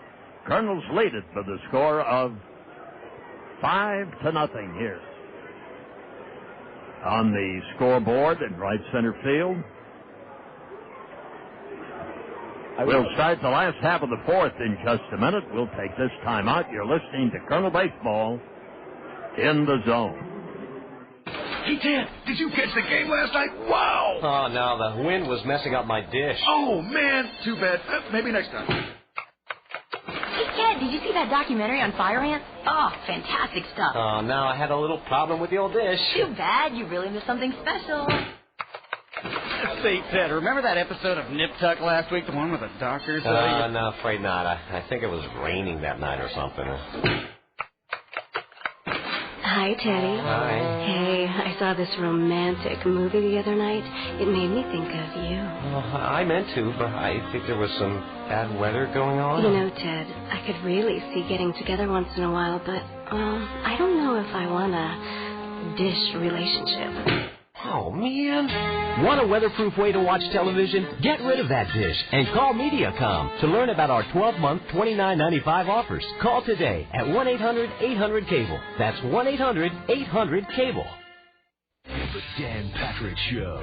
Mark Schlereth from NFL Live. He brought some gifts to the table today. It's actually a DVD. He's sort of the Tom Amansky of offensive linemen. That's exactly what I am. Okay, you teach people how to cheat, hold, bite, kick, leg whip.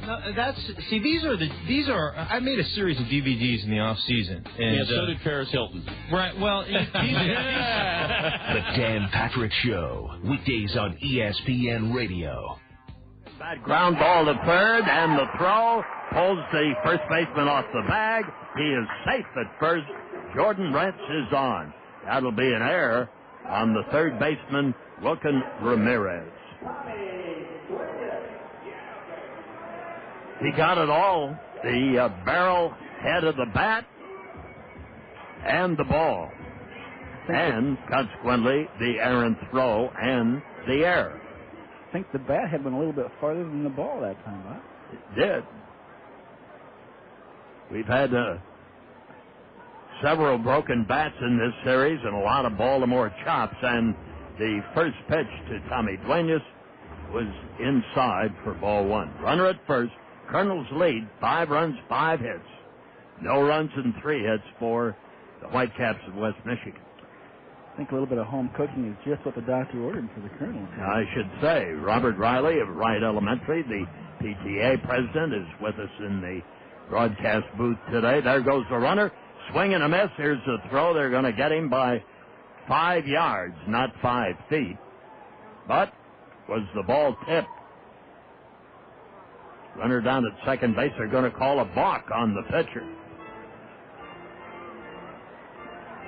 So that will put Rents at second base. I wondered why he pulled up. Yeah, I couldn't figure out what the confusion was there. But he knew that the balk had been committed, so there's a runner at second. Here's the pitch. Swung on and hit foul by Tommy.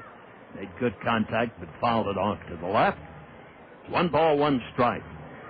One thing I'd like to mention, Bob, Wright Elementary School is celebrating 50 years of excellence, being open as a public school in Cedar Rapids, and we are going to be presenting a summer/fall carnival September 24th. Let this next pitch get in. Here's the delivery. Swung on and fouled again off to the left, and it's now 1-2. So the Kernels trying to expand on a 5-0 lead as they go for a sweep of the series.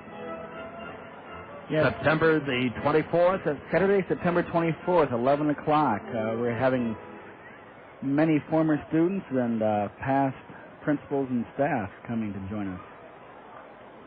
Swinging a foul back into the screen, and the count 1-2. Well, we've gone over some of the things the Wright PTA has been doing.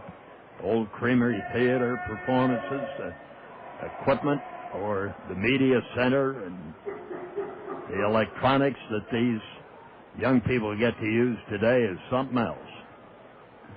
Nothing like when we went to school.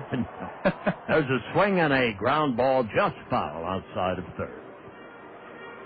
I'm only 38, and I grew up, of course, without the computers in the classroom, without the copy machine, cell phone, so yes, elementary school has changed quite a bit since you and I walked through this hall. Yes, I should say. But no, I want to put that plug in, make sure if there's any Wright alumni listening, this is the first media mention of that 50th anniversary celebration. So bring the family out. There'll be carnival, there'll be food, there'll be photo ops with your old principals and teachers coming back. We've got the very first principal from 1955 living in Cedar Rapids, Mr. Ozzie Drehos, as our keynote No, Ozzie? speaker.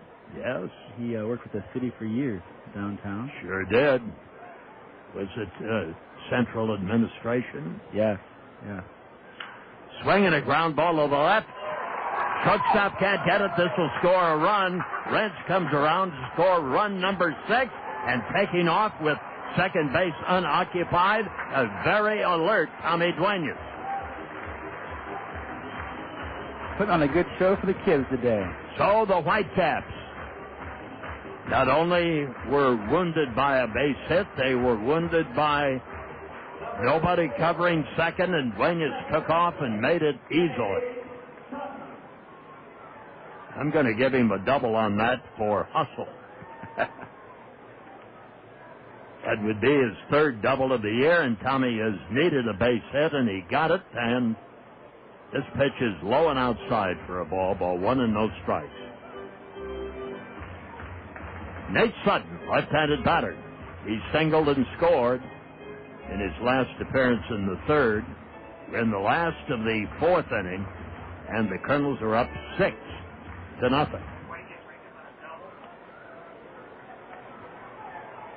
Now the stretch. Here's the pitch. Low and away for a ball. That makes it ball 2 and no strikes.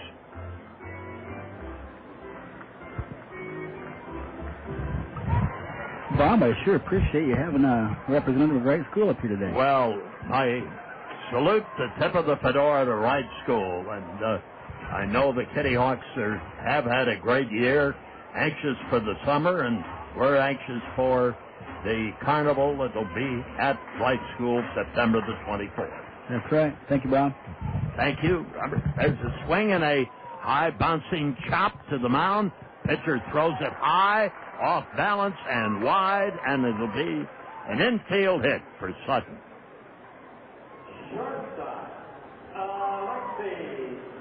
In the first 6 weeks of this season, not much went right for the Kernels.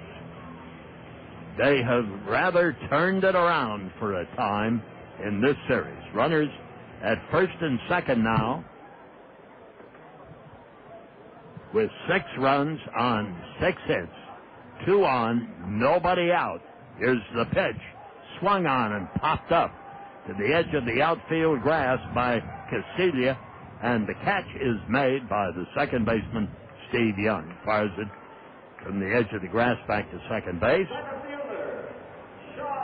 And that is 1 out, and brings up Sean Rodriguez, the center fielder, who in the third inning walked and scored as Susie Burns of College Community Schools' wonderful district joins us up here. And a salute to the middle schools. And you have Crest, Heights, Ridge, and View. Is that right? Those are the elementary buildings we have, yes. Yep. And the Prairie campus is something else. There's a strike on the inside corner. And the count is strike 1 to the right-handed batter, Rodriguez. Runners at first and second.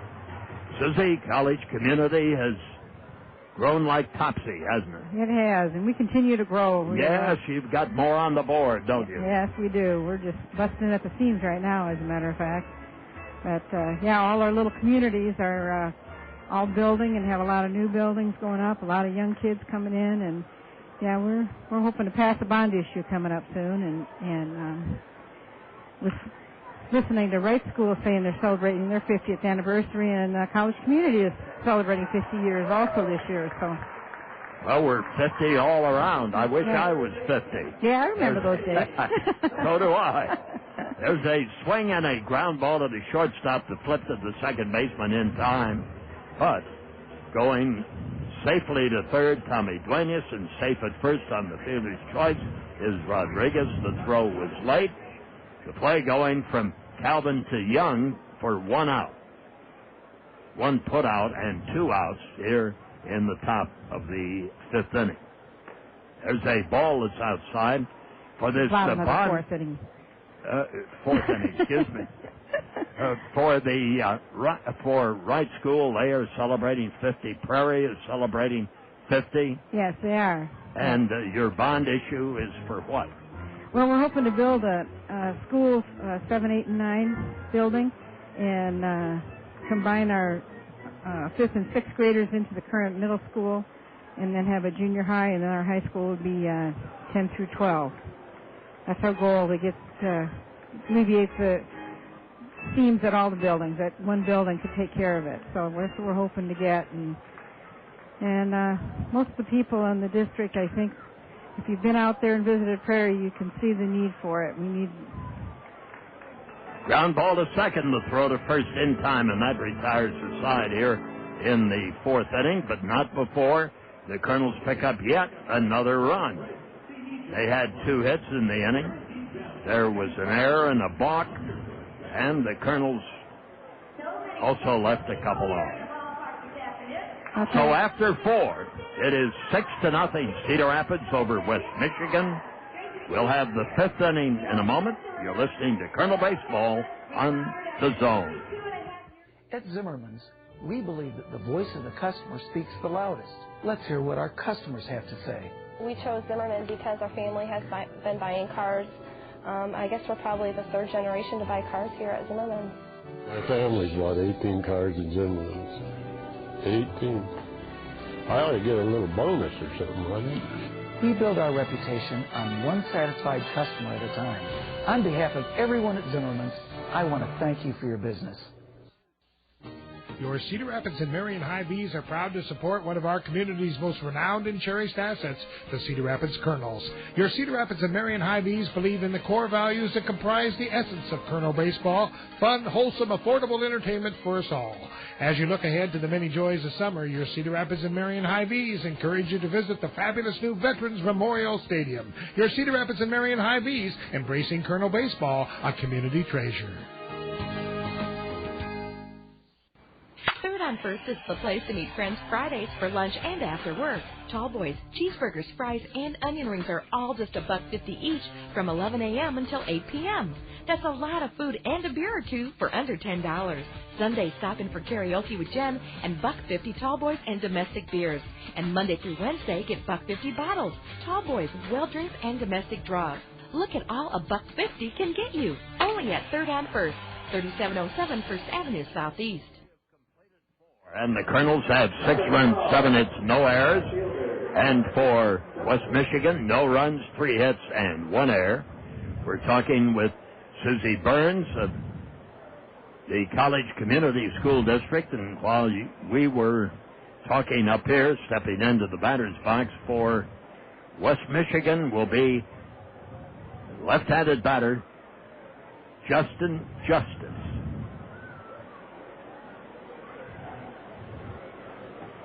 Well, if I'd have realized Rafael was going to pitch today, I'd have worn my Rafael jersey. I bought his camouflage jersey a couple years ago. Well, I noted when you reminded me about the inning that, hey, you're a baseball fan, aren't you? I'm a baseball, you could call me a fanatic, actually, yeah. And for the Kernels and for what else in the game? Well, the Prairie Hawks, of course. Absolutely. And my husband and I travel around the country. Our goal is to get to every major league stadium, and we've well over half of them right now. So we actually got out a couple years ago to see the Angels. And while we were out that direction, we went to Rancho Cucamonga and saw Dallas McPherson. Got a chance to talk to him and get our pictures taken with him. And he's an old Colonel. Oh, he is, yeah. I should say. Justice just hit a bouncing ball down the right field line, deep into the corner, and he winds up with a triple at third. And that puts a runner in scoring position in a 6-0 ball game for West Michigan. And that is the hardest hit ground ball off Rafael Rodriguez. That brings up Dusty Ryan. Had himself a double in his first appearance, but he's still trying to break 100 in batting average. Swings on a breaking ball, misses this one. Susie, Dallas is an everyday third baseman now for Anaheim. We remember him when, don't we? Well, I thought of the ones that were here at that time. He had the best opportunity at the moment to make it. Curveball, and he strikes at it and misses. Rodriguez has himself 7 strikeouts. Runner at third. Now the pitch. Curveball and 3 curveballs gets the strikeout, and that is his 8th. Runner remains at third, and we go to the top of the order for the Whitecaps in Young, the second baseman, left-handed batter. Now the stretch by Rodriguez, and here's the pitch, low and outside. With the 50th year of college community, do you have anything going on in the way of celebration, Susie? Well, they're trying to concentrate on this bond issue, so really haven't had... When we had 45 years, we had a really big celebration at that point, and I think now if they're just going to try to get the bond issue and that comes through, then we'll probably then concentrate you'll on celebrate. Exactly, that's right. Ground ball to short, and the throw across the infield gets Young, but Justin Justice scores to make it a 6-1 game, and Rodriguez has lost the shutout, but still has the lead here in the 5th inning. Well, I like the way he handled that. He just concentrated on the batter and didn't worry about that one run and got that batter out and then got the next one. So we're 2 outs. That's all right. We'll let him have that one run. Susie, I will tell you that you do not have to enroll in Baseball 101. Hey, I actually did. Did you this year? Yes, I did. Well, you don't have to. Oh, that was great fun, though. That was great fun. Of all of the parks that you've been to, which one have you liked the most? I like the Angels the best. I really did. I think my husband has a different favorite, and I can't remember which one it was, but yeah, it's we've made some baseball trips, taking it in 3 or 4 ballparks in a week's time, and yeah, it's been a lot of fun. 1 ball, 2 strikes. There's a swing and a little pop-up that should be handled by Sutton, and that retires the side. So after giving up a triple to Justice, Rodriguez settled down and had a strikeout, a ground out, and a fly out to retire the side here in the top half of the 5th inning with 1 run on 1 hit. There were no errors and nobody left on. So at the end of 4 1/2, we're halfway through with the Kernels leading 6-1, trying for a sweep of the series. We'll be back at the ballpark. You're listening to Kernel Baseball on The Zone. Your home is a powerful asset. Managed wisely, it can help you with home improvements, tuition, and other expenses. Wells Fargo home equity financing is the key, with flexible terms, competitive rates, and affordable payments. Our bankers have the knowledge and resources to help you find the best financing for your needs. Talk with a Wells Fargo banker today and see how home equity financing can help you reach your next stage. Wells Fargo, the next stage, equal housing lender. Charlie Pickett here for Amdro. Now, I don't know anybody that likes ants. That's why you need to know about new Amdro Ant Block. Ant Block keeps ants out of your house, and it wipes them out where they live, outside. Just sprinkle Amdro Ant Block around the foundation of your home. You see, Ant Block's a bait. Ants take it back to the colony where they share it and die, even the queen.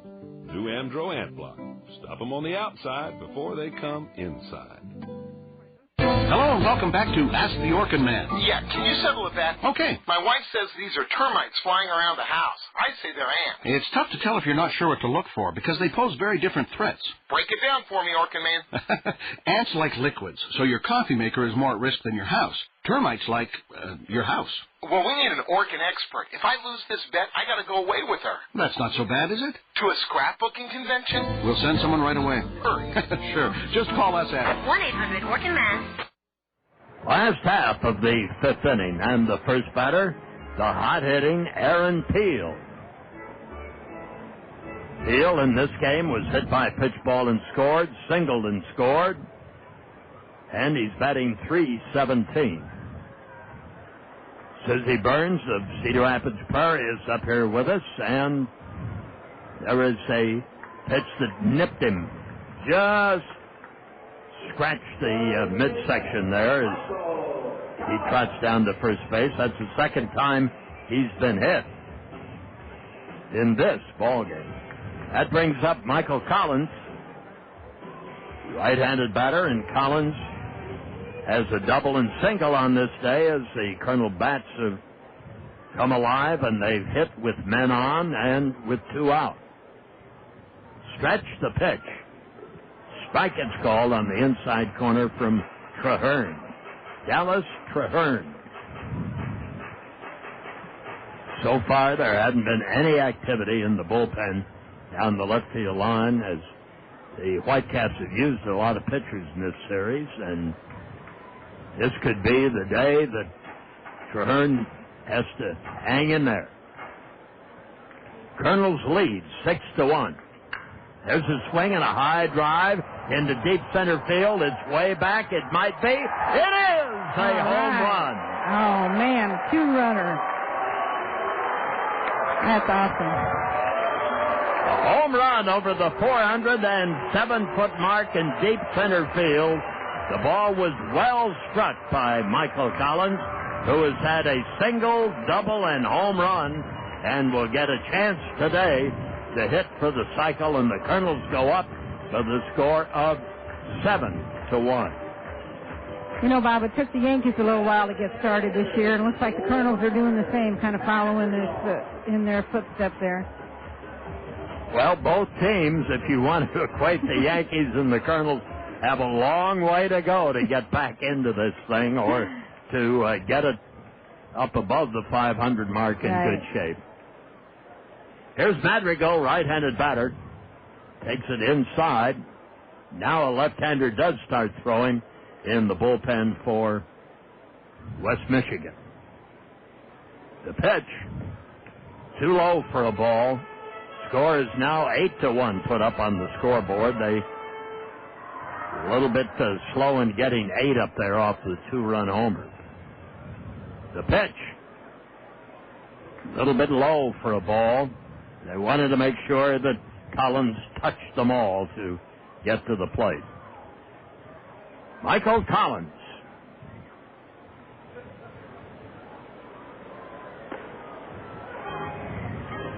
That is his 4th home run of the year, as another ball goes inside to Warner Madrigal. Pitch swung on, and there's another chopper.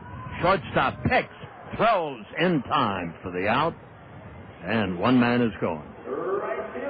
Madrigal grounds out from Calvin to Roughton at first base.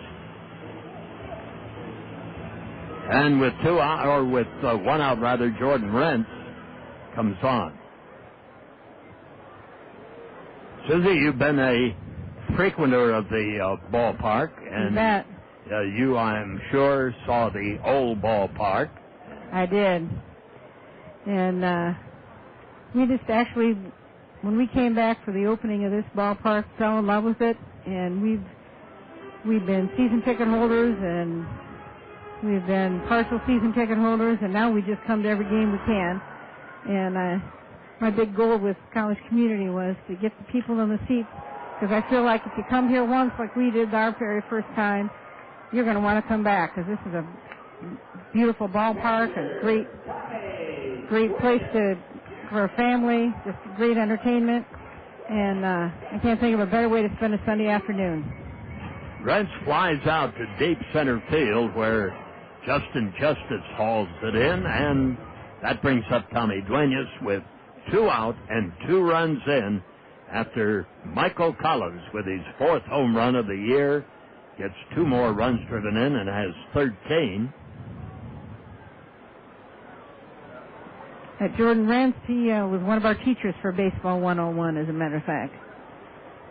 Or Justin Rentz. Here's the pitch, swung on, and a ground ball to short. The pickup, here's the throw by Colvin, and it is low, but dug out by Roughton for the 3rd out. Duenas is out from short to first. 2 runs by the Kernels on 1 base hit. A gigantic home run by Collins. And there were no errors and nobody left on. So we have completed 5 innings here at the ballpark, and the Kernels lead it 8-1. We'll have more in a moment. You're listening to Kernel Baseball on the Zone. I cannot be anyone but me. Baby, can't you see I know what's right for me? Don't tell me wrong from right. I know just what I like. Yeah, hold me crazy, I don't care. Come feel the joy all around each generation. They've got their own kind of sound. I'm just shout it out.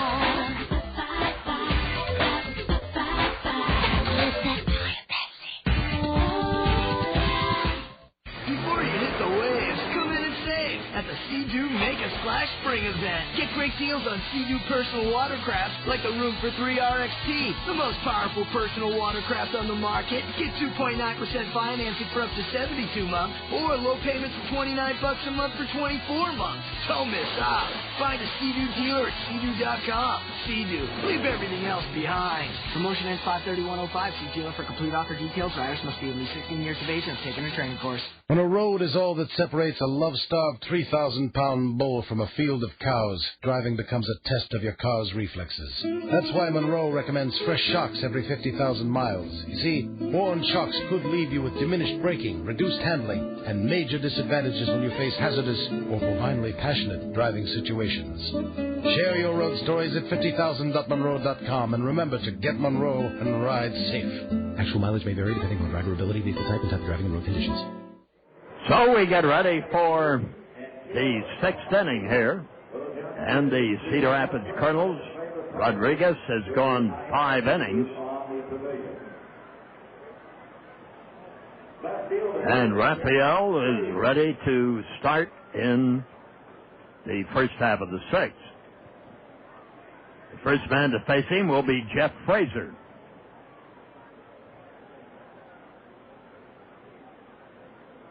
The pitch on its way. There's a strike, it's called, over the outside corner.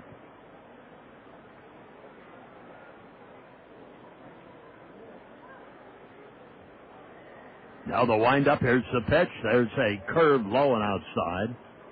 Nice to have Robert Riley of Wright Elementary School, the PTA president, and Susie Burns, a devout baseball fan from Cedar Rapids Prairie here. She and her husband, a nice story to tell. Swing and a drive, foul down into the picnic section, down the left field line. Nice extra baseball for the gang down there. Ball 1, strike 2. Jeff Frazier hitting .232 for the Whitecaps. He's had a double and a ground out. Rodriguez has given up 4 hits. Swing and a fly ball to center.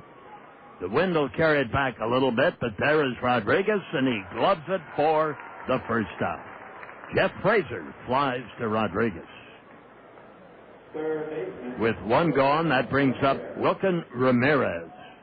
He struck out in the first and again in the 4th inning.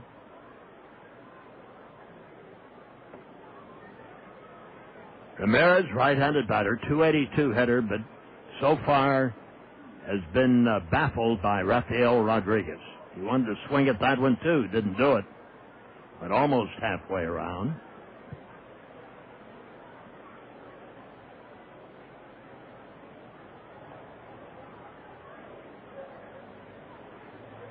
Here's the windup.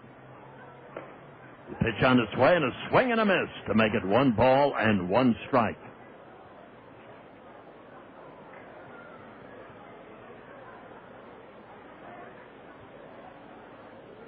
Now the motion, the pitch, curve, swung on and fouled up to the mezzanine. They hustle out of the way up there. That'll shake them up. And they give us a wave as everybody's okay. And a souvenir for the co-crew up there. There's a ball that's low and outside. Ball 2 and strike 2. Julia Jansen has joined us up here in the broadcast booth after a trip to dear old Wrigley for yesterday's Sox and Cub game. Swinging a little pop to right field. It'll drop in front of Jordan Brent, and picks it up, fires it back, and a bloop single for Ramirez. He's down at first, and that brings up Jody Roughton. Struck out and flied out. Left-handed batter, batting .214. And how was the trip, Julia? It was excellent. I had a lot of fun. We went to the Cubs and Sox game. I was barely in the park, but it was still fun. You were barely visible in the ballpark, huh? I was the last row up against the fence in the upper deck. Last row up against, down the left field line? Along the first base line. Okay. There's a swing and a foul ball off to the right. Roughton has the count now of strike two. Well, it was a good game, and the temperature wasn't too bad, was it? No, a little cooler along the lakefront there, but it was nice. I heard it rained all day yesterday here in Iowa. It was gorgeous in Chicago. We had a mess, but it all turned out well with a Kernel victory. Stretch, here's the pitch. Swung on, ground ball to left, the second baseman. The pick, the throw by Sutton, and the out at first. Excellent play by Sutton. Went way to his left, gloved the ball, and fired to Collins at first. And advancing to second base is Wilkin Ramirez. With two out and a runner at second. That brings up Brent Dlugach, right-handed batter. The stretch and the pitch. Inside for a ball, makes it ball one and no strikes. Well, did you root for the Cubs or the Sox? I rooted for the Cubs. Didn't root hard enough, I suppose, but it was still a great game. I've been watching the innings that I could of the first two games of the series. There's a swing and a miss, and it seemed to me there were more Sox fans in attendance than there had been in the past in this interleague play. Yeah, they got a team to be proud of this year. They were definitely a presence at the stadium yesterday. And that's unusual. That doesn't happen too often at Wrigley Field. There's a swing and a foul back. Ball one and strike two. Runner at second. Kernels lead 8-1. Well, how about the trivia question? Sure. We have our Springhouse trivia question coming up. You can look for coupons each Tuesday in the Gazette for your Springhouse restaurant. Fly ball to right field. There is Rentz. He gloves it, and that retires the side. So Rodriguez has them grounding out and flying out, and he has flown through 6 innings and given up 5 hits and only 1 run. Kernels lead for the score of 8-1. We'll be back here in a moment to give you the trivia question. We'll do that after we remind you you're listening to Kernel Baseball in the Zone. Are you ready for a little racing? The Zone, ESPN Radio 1600 AM and Hawkeye Downs want to help you take the family to the races without blowing out your wallet. The last Friday of every month is now the Zone 1600 Family Night. Just click on the zone1600.com and print the special Family Night coupon. Take it to Hawkeye Downs the last Friday of the month, and 2 adults and the kids get in for just $16. 16 simoleons to see the hottest racing in town? That's freaking unbelievable. Get your valuable coupon today at the worldwide headquarters of the Zone, thezone1600.com. And we'll see you at the Zone 1600 Family Night at Hawkeye Downs, the last Friday of every month, all summer long. Hawkeye Downs Racing. Another killer deal from your home of Hawkeye Downs Racing on the radio. The Zone, ESPN Radio 1600 AM. Your Coca-Cola Bottling Company is proud to sponsor the Zone's second annual Bar and Grill Tour. We know you're out there, eating and drinking your way from bar and grill to bar and grill. It's grueling work, trying to decide the best of the best, but it's worth it. So go ahead. Decide on your favorite bar and grill. You already know your favorite drink, Coca-Cola. Proud sponsor of the Zone's second annual Bar and Grill Tour. Hey. Second baseman, Back at the ballpark, Dallas Trahern's job is over for the day as he had pitched 5 innings, gave up 8 hits, and allowed 7 earned runs, even though he came into the game with a 2.91 ERA. We have a left-hander, Peralta, on the mound against a left-handed hitter for the Kernels, Sutton. First pitch is a ball inside. Nate Sutton takes a strike on the inside corner. Julia, how about that trivia question? Okay. Brought to you by Springhouse, your family restaurant. Name one of the 2 teams Hall of Fame broadcaster Harry Carey called games for after leaving the Cardinals and joining the Cubs. Name one of 2 teams Hall of Fame broadcaster Harry Carey called games for after leaving the Cardinals and joining the Cubs. Our number here is 896-7589. Again, that's 896-7589. If you've already called in, please let someone else try and win. Thank you, Julia. There's a strike over the outside corner, and the count goes full to Nate Sutton. He's had 2 singles and has scored a run today. Colonel's lead 8-1. Ball is low and outside for ball 4. So against Peralta, he faces his first batter and walks him.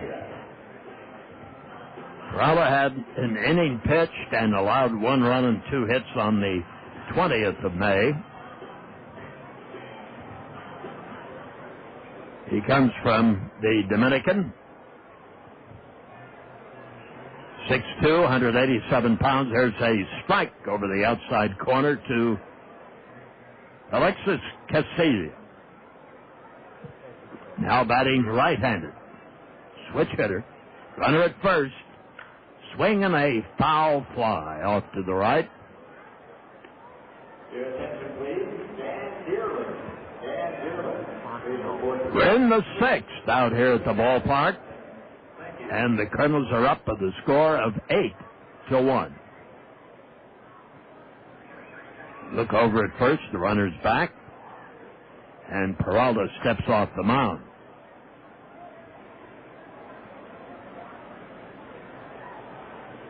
Here's the pitch. Swung on, and he just got a piece of it off to the left.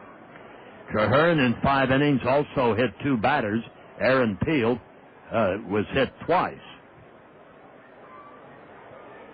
Well, congratulations to Joe Fontenot. He answered our Springhouse trivia question correctly. One of the 2 teams that Harry Carey broadcast for after leaving the Cardinals and before going to the Cubs. Little base hit down the right field line. A number that hugged the line for a fair ball, and a double by Casilla. Runners at second and third. And that ball had eyes for right field. Little nub double by Casilla. And for his batting average, that is also a big, big plus. Going to third was Nate Sutton. Okay. And Harry Carey, he went and called for Oakland in 1970 and the Chicago White Sox between 1971 and 1981. Which is what Joe guessed. He got the Sox, didn't get Oakland, huh? Yeah, well, you only had to have 1. I know. Oh, okay. Runners at second and third. Infield is in, trying to cut off a run at the plate. Here's Peralta's pitch. There's a swing and a fly ball that just might drop. It's trouble for the right fielder, but he lunges and grabs the ball. Matt Parrish comes up with it as he had to do a final lunge coming in, and the ball was not hit deep enough for the runner to tag and score. So It remains 8-1, one out, and that brings up Freddy Sandoval. Julia, you had a thrill, though, at the ballpark provided by your parents yesterday at Wrigley, did you? Yeah, my family went behind my back and turned in my most embarrassing moment to Ron Sando on the radio. Swinging a drive into right field. This will score two of them. One run is scoring. Here comes Casilla. He is safe at the plate. And the Kernels now plated two more to lead 10-1. It's a frolic at the ballpark today for the Cedar Rapids Kernels. And, man, are they coming through with runners on base. Here's Aaron Peel. Runner at first and nobody out. Or one out, rather, on the fly ball. There's a strike it's called to Aaron. So Ron Santo read my most embarrassing Cubs moment on the radio yesterday, and all had a good laugh at me. What was it? Back in high school, I wasn't much of a baseball fan back then, and I went to a Cubs game during high school, and I was sitting in the bleachers, and my friend convinced me that one of these guys walking around in a Cubs uniform was Ron Santo. So I went over and I got my picture taken with him. And then I got home and told my mom that I met Ron Santo and got my picture taken with him. And she said, I don't think so. He just had a leg amputated from all of his diabetes. And, he was broadcasting on the radio all game. And we got in a little disagreement about it. So then the next day I got my pictures developed. And it was definitely not Ron Santo. It was Ronnie Woo Woo, who is a longtime Cub fan, actually a Bears fan, too. He goes to all of the games and leads the section and cheers that sound like woo-woos. Okay. There's a swing and a miss, and with that story, Peel strikes out. Two gone, runner at first in a 10-1 ball game. The Cedar Rapids Kernels putting it to West Michigan with a left-handed pitcher warming up in the Kernel bullpen. Here is Collins. Let's see if he can get a triple. The pitch. Curveball, not in the strike zone, and it's ball one and no strikes.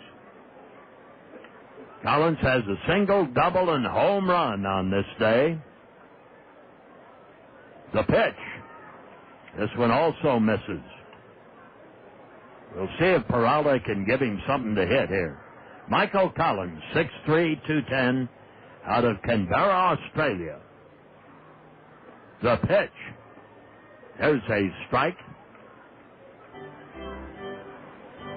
And I am sure the Kernel dugout has reminded him that it's a rarity in baseball for a hitter in a single game to get a single, double, triple, and home run. That's hitting for the cycle. The pitch. Swung on. He didn't get it. Breaking ball from Peralta. Ball two, strike two. Two out. One on. And the Kernels up 10-1 with two more runs plated here in the last half of the sixth inning. Stretch. Now the pitch. There's a swing and a fly ball into right field. The wind will carry it back.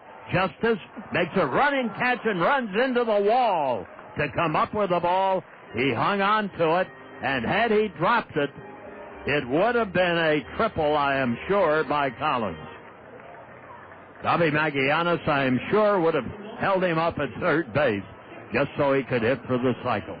But a terrific catch by Justin Justice up against the wall in right field at the 403-foot mark. And Collins is retired after a long fly out. 2 runs scored here in the last half of the sixth inning. And the Kernels again efficiently scored on 2 base hits. 1 man was left on. We have completed 10 runs, 10 hits. No errors, Cedar Rapids. And for West Michigan, a run and 5 hits and 1 error. We'll be back. You're listening to Colonel Baseball on the Zone. I'm Dave Shea. For 35 years, I was news anchor for Channel 2. You may also have seen me driving around Cedar Rapids in my Honda Accord. Well, I retired from broadcasting, but I haven't given up my Honda. For years, I've told friends they should consider owning a Honda, specifically from Randy Keel Honda. Randy is a local dealer with 13 years of experience in matching drivers to the right vehicle. He has a fine selection of new Hondas, as well as quality pre-owned vehicles. And more than just a reliable service department, Randy Keel Honda offers Honfidence, a 7-year, 100,000-mile warranty on every new vehicle sold. You can take my word for it, but you may also want to talk with other Honda owners. They're people you know, your friends, your neighbors, maybe even your relatives. And you can do more homework by logging on to Randy's website at www.randykeel.com. I'm a satisfied Honda owner, and I'm sure you will be too. See Randy Keel Honda today on Centerpoint Road Northeast. Everyone wants their print and copy needs to be done right and to be done on time. Copyworks will meet those expectations. Copyworks will see to it that your work is of the highest quality. They'll do that by consulting with you at your place of work. Copyworks stands behind their work for you. It will be done right, and it will be done on time. You can count on Copyworks to come through for you. When it's important to you, Copyworks lets your work shine through. Copyworks, Copyworks. Nubbing one off to the right and gobbled up by Nate Sutton is Matt Parrish, and Rafael Rodriguez rolls into the 7th inning with a big 10-1 lead. And during Julia Jantz's story about Wrigley Field, Bob and I have some exciting news. The Kernels have scored a Taco Bell 10 spot. That means all day tomorrow and tomorrow evening, all around Cedar Rapids Taco Bell, you can get up to 10 beef tacos for just 39 cents. That's 50 cents off the regular price at Taco Bell. Justin Justice takes high and away. It's 10-1 Kernels. Justice has one of the 5 hits for the Whitecaps against Rafael Rodriguez, and Nick Touchstone is warming up in the right field bullpen. Is this the second 10 spot of the year? It is, Bob. It's number 2. That's what I thought. Taco Bell 10 spot. And what a marvelous promotion it is. The Taco Bells will be flooded tomorrow and tomorrow evening with Kernel fans stepping up to the counter or drive-through saying, hey, I want up to 10 beef tacos for 39 cents because the Kernels scored a Taco Bell 10 spot. Ball 2 is up and away to Justin Justice. Can't wait till we get the attendance figure here this afternoon, and Bob will have scores in just a little bit. Colonel Broadcast Assistant Julia Jansen is going to get off a first batch of scores, and I bet we'll have some finals by the time they get here. Ball 3 up and away to Justin Justice. Top of the 7th, 10-1 Kernels. And we get Nick Touchstone throwing again down the right field line. He'll likely take over in the 8th inning. It looks like the Kernels want to get Rafael Rodriguez in through the 7th, but he doesn't start off on the right foot, issuing a one-out walk to Justin Justice. That walk just the second issued by the Kernel right-hander, who has, by my count, Bob, 7 strikeouts today.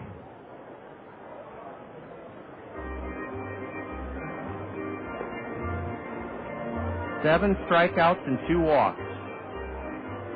The Kernels scored 1 in the 2nd, 4 in the 3rd, 1 in the 4th, 2 in the 5th, 2 in the 6th to give them their second Taco Bell 10 spot of the season. Well, since the score is 10-1 and doesn't make any difference, I'll argue that there is an 8th strikeout there. I think you're right, Bob. I've been trying to juggle a lot of little things. Yes, you have. And I probably did miss one. What a performance by Rafi on this beautiful Sunday with the wind blowing across left center. And yes, you're right, that magnificent catch in right center by Justin Justice took Michael Collins' cycle possibility, at least for right now, away from him. That would have been a triple. Oh, undoubtedly. Undoubtedly, it would have been the hardest part of the cycle to get a triple. Dusty Ryan has a double today, and the count on he goes to 2-1 as Rafael misses high. Boy, this crowd seems to be having fun today. Just that kind of atmosphere. Well, the Kernels are having fun, too. At the expense of these Whitecaps, trying to finish a 4-game sweep, leading 10-1, but ball 3 is upstairs to Dusty Ryan. The shadows are starting to creep towards the dirt batting circle from the shadows cast by the grandstand roof. The whole field in bright sunshine. Here's the 3-1. Low, ball 4, and we may need Nick Touchstone to step it up a notch in that right field bullpen. The fact that Rafi has walked the number 8 and 9 hitters. That's going to be it. Yeah, that's a telltale sign, and that is it. We'll let you hear the hand the Colonel fans will give 20-year-old Rafael Rodriguez. He goes 6 1/3, allowing so far only 1 run on 5 hits. As Touchstone comes in, the crowd has already started.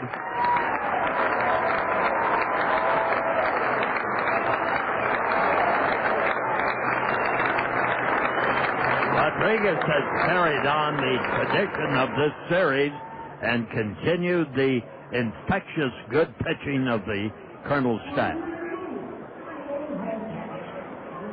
It all started with Jesse Smith's 8 shutout innings Thursday night, followed by 8 shutout innings from starter Carl Jelena Friday afternoon in a Colonel win. Then after Fernando Rodriguez was only able to hurl 2 scoreless innings last night before the lightning and rain delay, in steps Francisco Cordova, 5 shutout innings and a 4-1 Colonel win. And Rafael departs, having gone 6 1/3. He gives way to left-hander Nick Touchstone. Now, Nick has been brought along very cautiously and slowly after suffering from a sore left bicep muscle. This will be his 4th or 5th appearance out of the Colonel bullpen. Let's take time now to thank Physicians Clinic of Iowa for bringing us our Physicians Clinic of Iowa injury update. Frederick Deloiza-Gacarni is on the shelf on the DL with a sore hip. Nick Touchstone is getting better by the moment. He should rejoin the Colonel starting rotation, but Bobby may have to fight his way back into the rotation after this series. Well, we'll see how he does, because he has the tools to do well at 6'5", 220, out of Niceville, Florida. What a name to come from. A nice guy comes from Niceville. Very appropriate. Nick last pitched Tuesday. It was a subpar outing for him in Dayton, 1+ inning. He gave up 4 runs on no hits, struck out none, walked 5, and he didn't have his changeup under control. It was in the dirt against the Dayton Dragons, and he was the loser Tuesday night. There's a strike called in at the knees to switch hitter Steve Young, batting with 1 out, 2 on, top of the 7th inning, 10-1 Kernels. That's an imposing sight out there. Yeah, Nick is 6'5", 220. His changeup in the dirt is taken for ball 1 by Steve Young. Well, thanks to State Farm Insurance agents Gary Schubat, Dale Thompson, Al Shetler, and Lanny Peterson, we do have some finals to already pass along to you from interleague play in one National League game. Here's a drive into left center, and on the run, Rodriguez dives. He can't get it. It trickles by him and goes to the backup man, Aaron Peel. 1 run is in, and there are runners at 2nd and 3rd. It's a 10-2 game. Steve Young doubles in front of the diving Sean Rodriguez to drive in the runner from 3rd, runner from 2nd, Justin Justice. That run charged to Rafael Rodriguez. Dusty Ryan scooted over to 3rd on the double by Steve Young, his 2nd double of the series. And now Nick Touchstone, with runners at 2nd and 3rd, will face Brooks Colvin, a right-handed batter.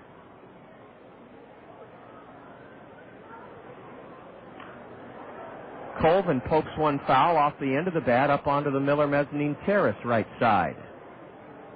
10-2 Kernels, top of the 7th. The Whitecaps have runners at 2nd and 3rd with only 1 out.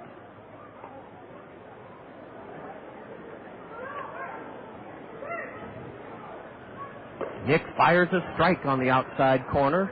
Lefty Nick Touchstone was 7-7 as a Colonel last year in 22 starts.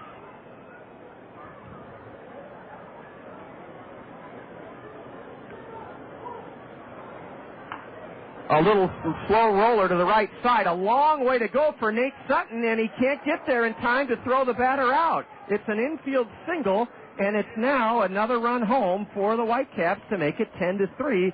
An infield single rolled off the end of the bat by Brooks Colvin. And, Bob, that play looked like it developed in slow motion. Yes, it did. I'm kind of replaying that in my mind here because Sutton, I think, looked as if the ball was going to come to him. And he was frozen for a split second and then had to hustle over. He made a clean pickup, but a speedy run by the shortstop of West Michigan made him safe at first. And an RBI for Colvin. That run is charged to Rafael Rodriguez.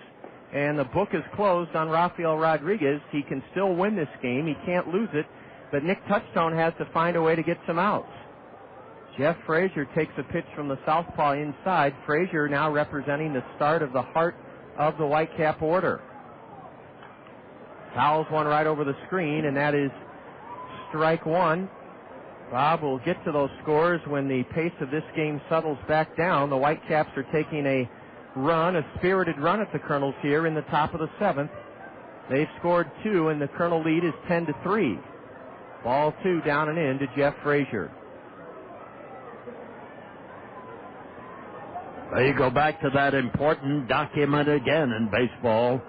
You never know when that last run is the one that does it. That's right, and you never know what's going to happen when your starting pitcher, Rafael Rodriguez, tires and walks the number 8 and 9 hitters. They both scored. And thankfully, the Kernels do have a Taco Bell 10 spot on the board. Runners at first and third for the Whitecaps. 1 out here in the 7th inning. A dandy curveball by Touchstone, but boy, did Jeff Frazier wait on it, and he took a big cut and fouled it straight back.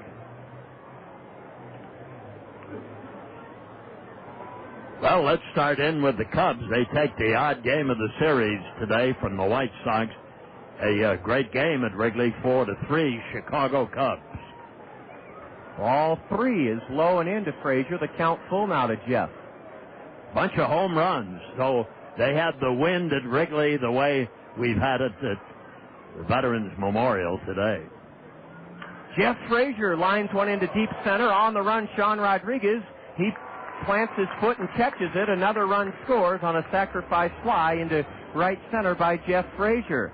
Steve Young scores to make it 10-4 Kernels, but a big second out of the inning recorded on a sacrifice fly, swatted out into center by big Jeff Frazier. It's his 16th RBI of the year, and that run is charged to Nick Touchstone, the Kernel lefty. Well, Nick has been able to clean up the bases a bit. Now there's only a runner at first. And a bouncer foul to Matt Walbeck, the skipper of the Whitecaps, coaching at third. The totals today for the Cubs, 4 runs, 8 hits, and no errors. For the White Sox, 3 runs, 6 hits, and no errors. Mark Pryor, the winner. Here's a line drive that almost undressed Nick Touchstone. It sails out into center, and it's the third hit for the Whitecaps off the Kernel lefty. Wilkin Ramirez ripped it through the box, and stopping at second is Brooks Colvin. It's 10-4 Kernels, but the Whitecaps are not done. Speaking of final lines, here's the final one on Rafael Rodriguez. 6 1/3, 3 runs, 5 hits, 8 strikeouts, 3 walks.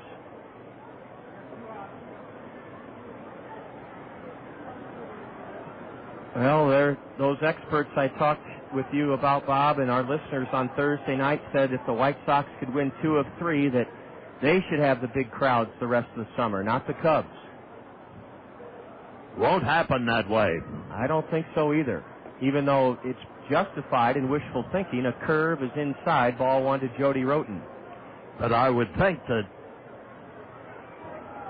with the team with the lead, the White Sox have such a lead in that American League Central, they only have to play 500 baseball.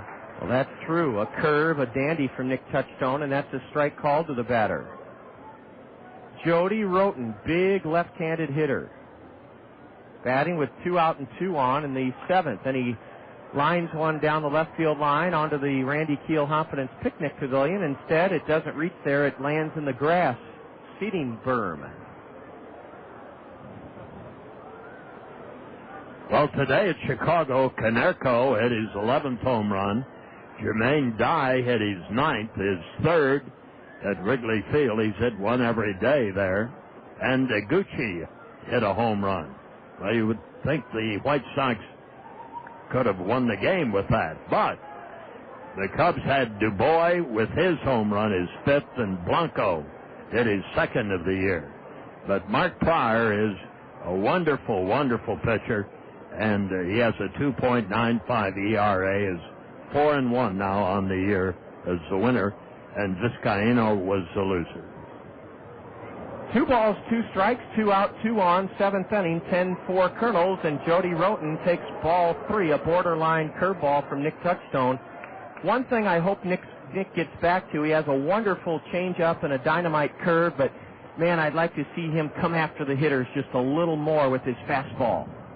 Nick, with the runners going with 2 out, nods yes, comes set at the belt and pitches low and away, ball 4, and the bases are loaded. This is getting to be a serious matter now. The 9th man to bat for the Whitecaps in their 3-run 7th inning will be Brent Dlugach.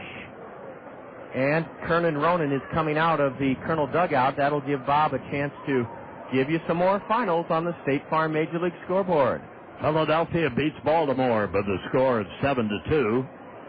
The Boston Red Sox defeat the Atlanta Braves 5-2 on 14 hits today.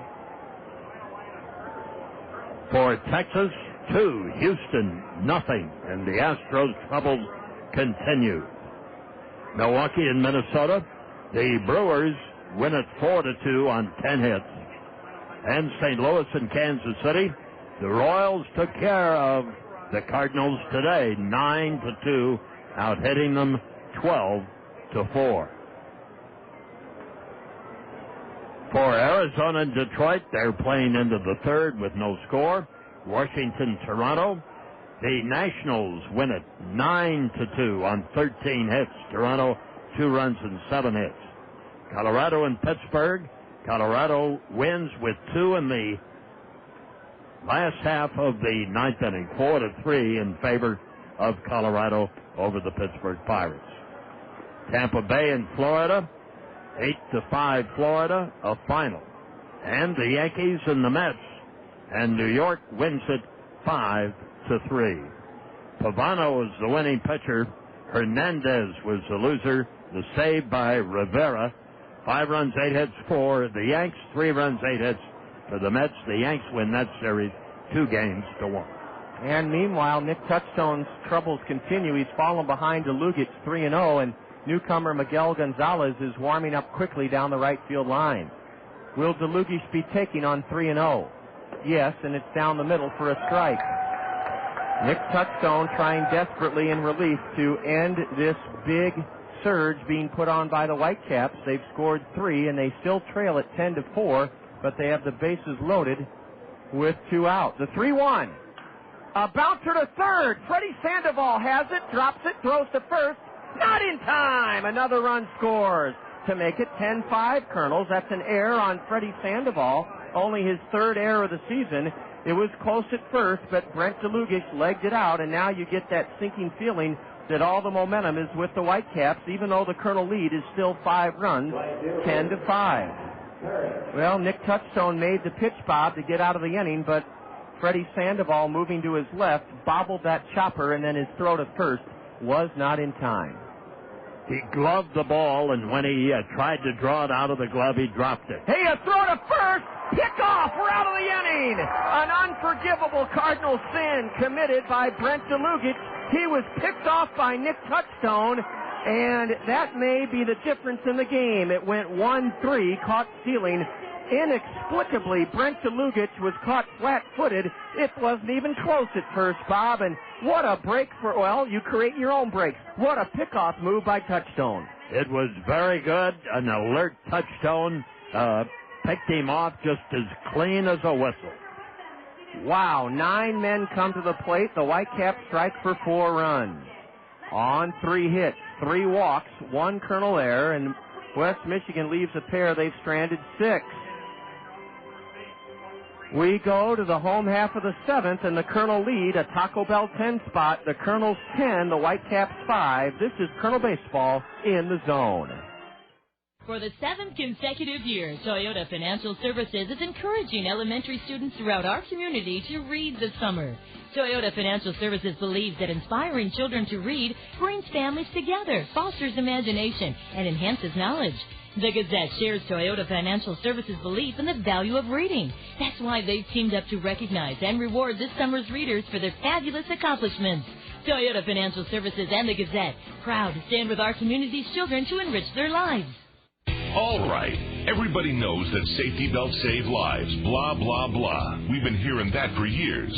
I'm just letting you know that your safety belt can save you a whole lot of hassle, too. Because from coast to coast, cops are cracking down. They've got this enforcement effort. Click it or ticket. Pretty simple. You buckle up or you get a ticket. Consider this a friendly warning because guess what? Cops won't be giving warnings. Remember, click it or ticket. Welcome to Sears Auto Center. Oh, thanks. Do you guys carry Goodyear tires? Oh, yes, sir. In fact, all Goodyear tires are on sale right now at our lowest prices of the season. Oh, great. Oh, and if you need a die-hard battery and oil change, brakes, or shocks, we can take care of that, too. Okay, good to know. I need... Oh, you know the best part is? You can shop at the mall while you wait. Can I say something? Sure. You had me at all Goodyear tires are on sale. Really? You're that good. Thanks, Dad. Goodyear tire sale ends May 31st. Exclusions apply. See store for details. Sears. Good life. Great price. Bob, we have a new hurler, right-hander Colin Mahoney. It's a brand-new game in the bottom of the 7th, 10-5. Mahoney's first pitch inside, 10-5 Kernels. Warner Madrigal's nothing for 3. He's leading off in the bottom of the 7th with the Kernels enjoying a Taco Bell 10-spot lead of 10-5. Mahoney's 6'4", 235. He, too, is an imposing figure out there on the mound. He comes out of Montkisco, New York. His hometown now is Patterson, New York. He was selected by the Tigers in the 4th round of the 2004 draft out of Clemson University in South Carolina. Well, Colin fell behind Madrigal 2-0, and then Warner popped one foul out of play to the right. It's 2-1 to Warner Madrigal as the Kernels bat in the bottom of the 7th inning before a big, raucous crowd here today. Mahoney with a 90-mile-an-hour fastball high, and it's 3-1 to Madrigal. This guy has 8 saves to lead the Whitecap staff. This is obviously not a save situation, but they do want him to keep their team within 5 runs of the Kernels. Madrigal pumps the 3-1 pitch foul over the backstop and over the grandstand roof. I have an idea the Kernels will change pitchers, too, into the top of the 8th inning. Yes, in fact, it looks like Miguel Gonzalez, the newcomer, is done warming up in the right field corner, and it looks like he'll come on. Kernels about hit the Whitecaps 10-8, lead them 10-5. Colin Mahoney, with nobody on, nobody out, works from the stretch and delivers. A tap to the right side. Jody Roten backhands, leads the pitcher perfectly covering, and Warner Madrigal is thrown out, first base to pitcher covering, 1 gone in the Kernels' 7th inning.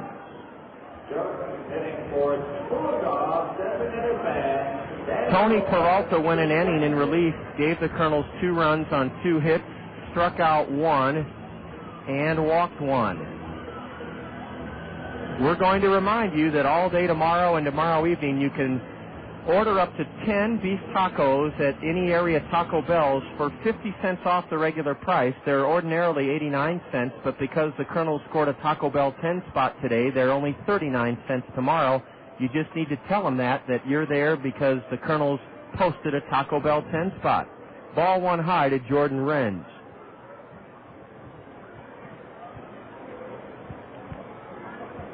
A right-hander against right-hander matchup here. All 2 outside. Bob, anything else cooking on the State Farm Major League scoreboard?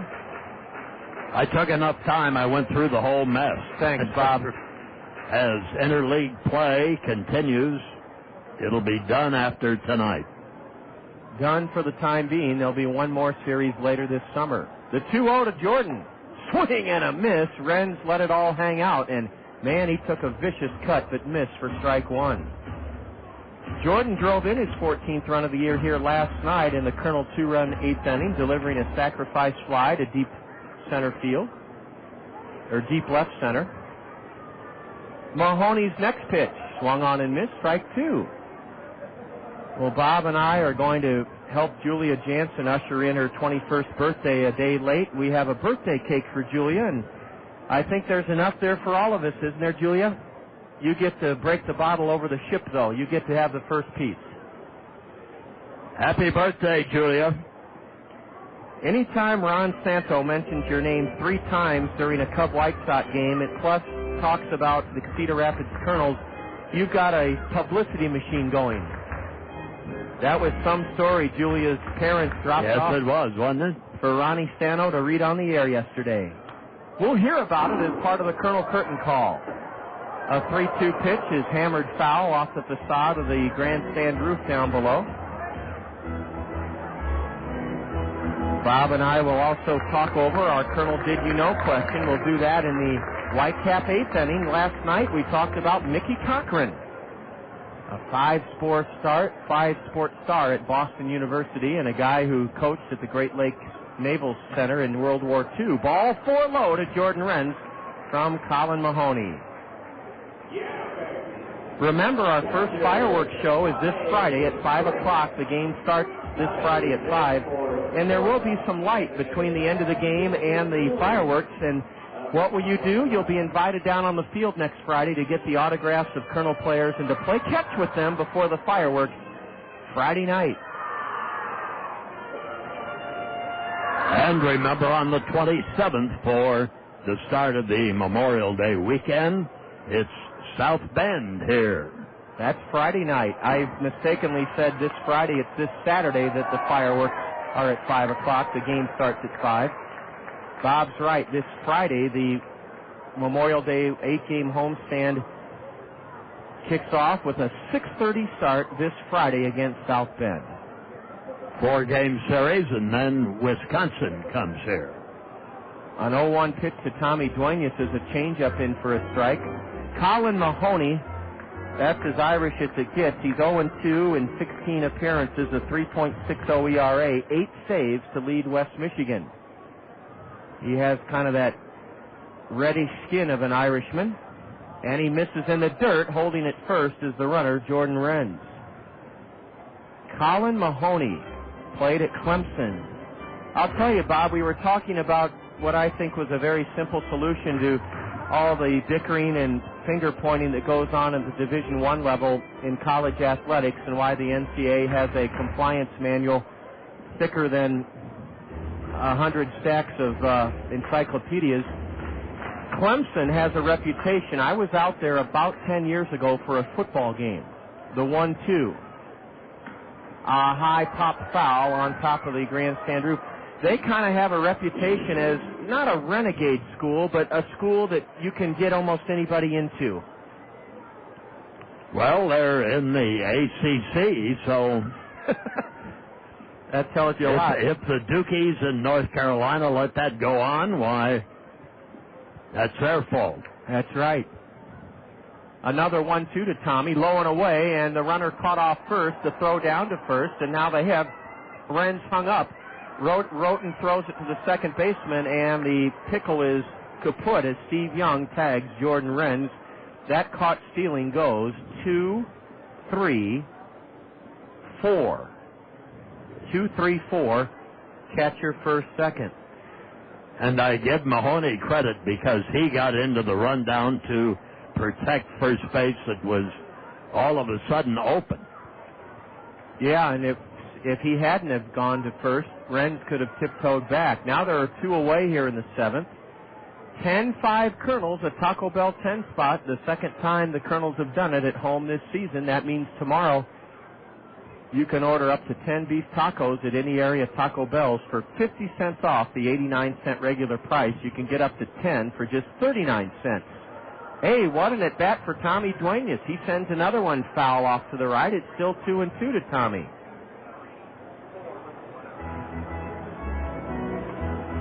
Tommy has an RBI double in this game. It came in the Kernel 2-run 4th inning.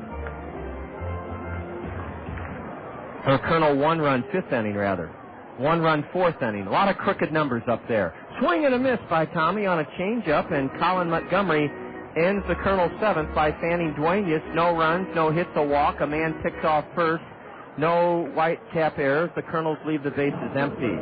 Well, we go to the top of the 8th inning, and the Colonels own a 10-5 lead over the Whitecaps. You're enjoying Colonel baseball in the zone.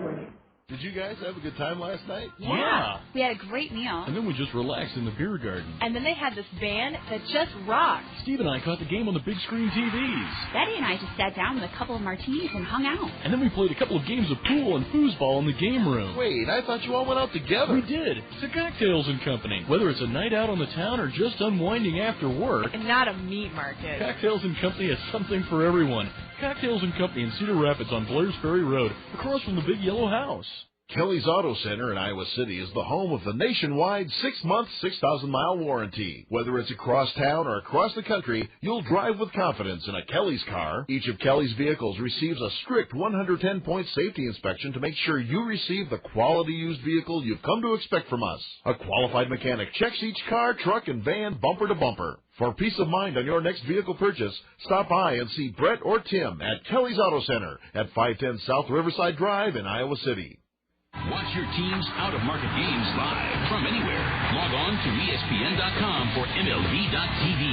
Live Major League Baseball right to your desktop.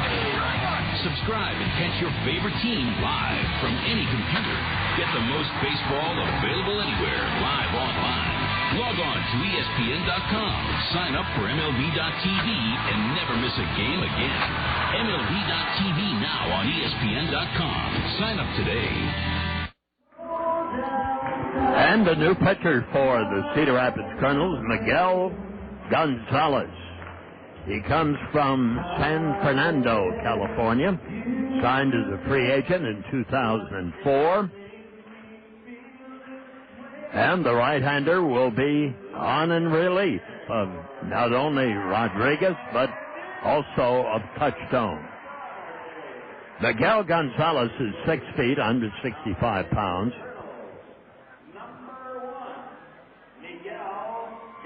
And he wears the number 1. Which is unusual for a pitcher. You usually see a middle infielder wear number 1. Miguel is not a big guy at all. In fact, he looks like a middle infielder a little bit.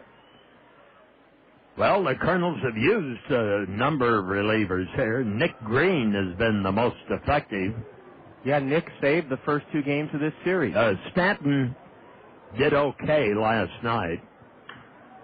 Swinging a high drive into left. The ball is well hit and may drop, and does. Beyond the center fielder, Rodriguez. He picks it up, throws it back in. Well, that's a rude awakening in his Colonel debut. Miguel Gonzalez had his first pitch tomahawked for a double by Matt Parrish, and that's the 9th hit of the afternoon for the Whitecaps. They are not out of this game by any means.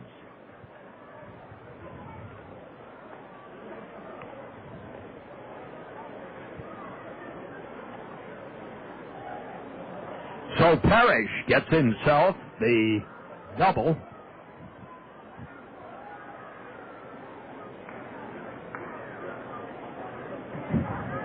Now the pitch.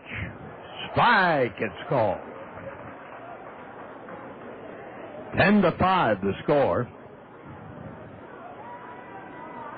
Runner at second. Now the stretch. And the pitch is outside for a ball. 1 ball, 1 strike. Kernels lead it 10-5. Justice, left-handed batter. Here's the pitch. Strike, it's called. Man, what a nice day. Can't be outside enough today, and that's why most of this big crowd is still here, even though the ball game is approaching 2.5 hours in length. We've been spoiled. All these first 3 games have gone quickly. Now the pitch. Off the corner below the knees, and ball 2, strike 2. Well, one thing about Gonzalez, we know he is a guy that has to hit his spots. He's not going to blow it by you. No. He's going to have to use his control, and the stretch. Here's the pitch. Strike gets called. Wow, it looked like... Excellent pitch. 84 miles an hour, but he got him out. And, Bob, he did on the inside corner. It looked like Justice was trying to get out of the way of that pitch, and he was called out on strikes. That leaves Parrish at second, and the Kernels up 10-5. Here's Dusty Ryan. At the belt, Gonzalez delivers a curve strike. It's called. And the count is strike one.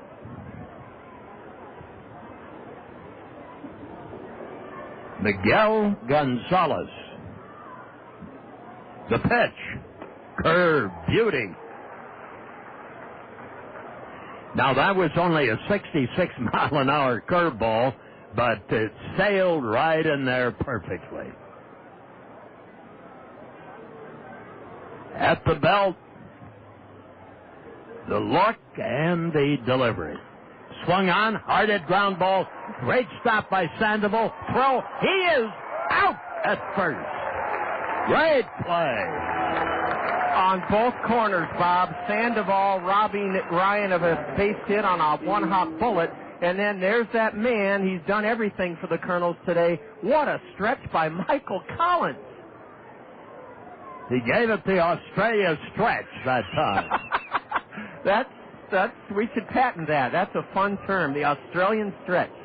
And the runner stays at second base. No advance, and the left-handed batter is Steve Young. Kernels have committed one error, so have the Whitecaps. Swing and a drive into center field. It'll drop.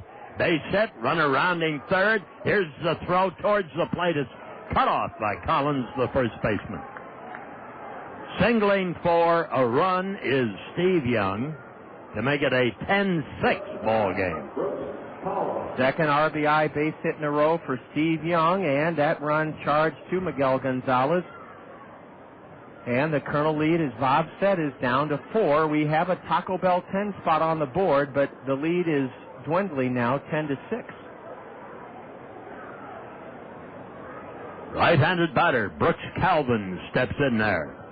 The pitch, curve is low for a ball.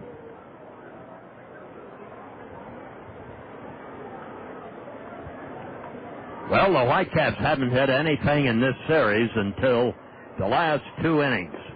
There is a strike on a sweeping curve inside. Just hit the corner. 1 ball, 1 strike. But they plated 4 in the 7th inning after getting 1 run in the first 6. Pitch. Low and outside for a ball. 2 balls and a strike, and Steve Young at first base. Matt Parrish scored from second on the shallow hit line drive to center field. Here's the delivery. Swing and a foul back. You don't have to hit it hard. You just have to hit it in the right place. And there have been 20 guys that have done that today. 10 hits for each ball club. Michael Collins, the star for the Kernels, is driven in 4 of the Kernel 10 runs. Here's the pitch. Curve swung on. Fly ball to center. This is catchable for Rodriguez. He's coming in, and he floods it to retire the side. Colvin flies to center. And a run scored on a couple of base hits. There were no errors. And there was 1 man left on. So after 7.5 innings, the Kernels 10 runs, 10 hits, 1 error. West Michigan 6 runs, 10 hits, 1 error. You're listening to Kernel Baseball on the Zone. 1 hour photo, speed dating, DSL for your computer.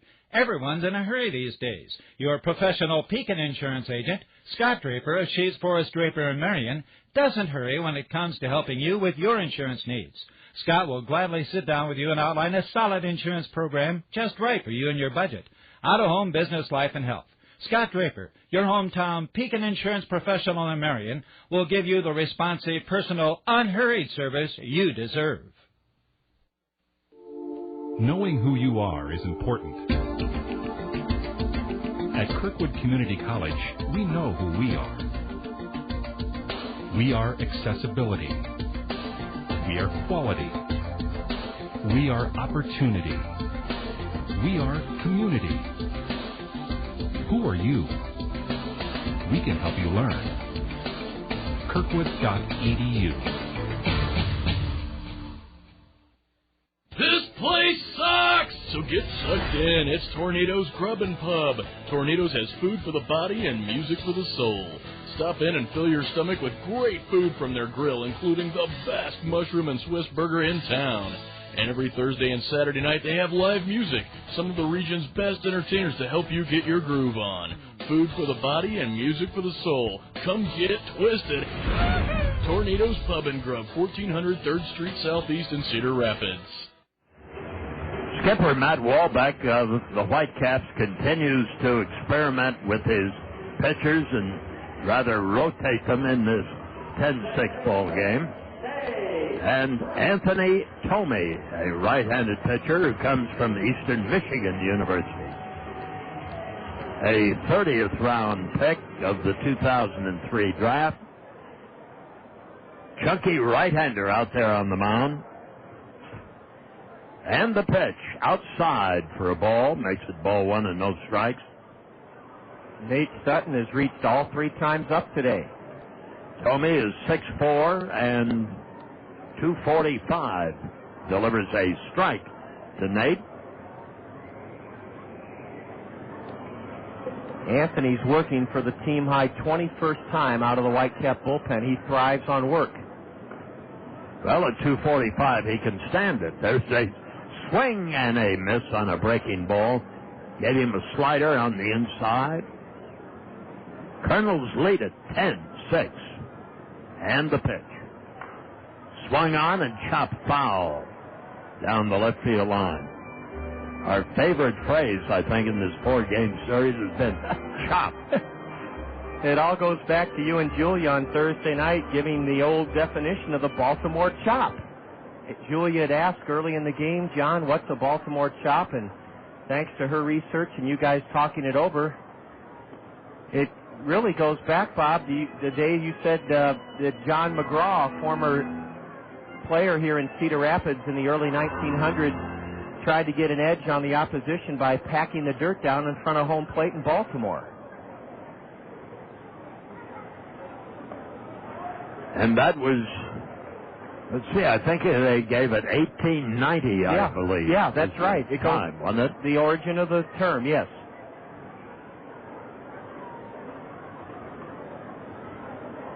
Here's the pitch. Curve for called, strike 3. Sutton is called out on strikes. One man is out. And here's AlexI Casilla. Bob, we're going to go back 70 years for our Colonel Did You Know question. It revolves around Billy Herman, a Hall of Fame second baseman.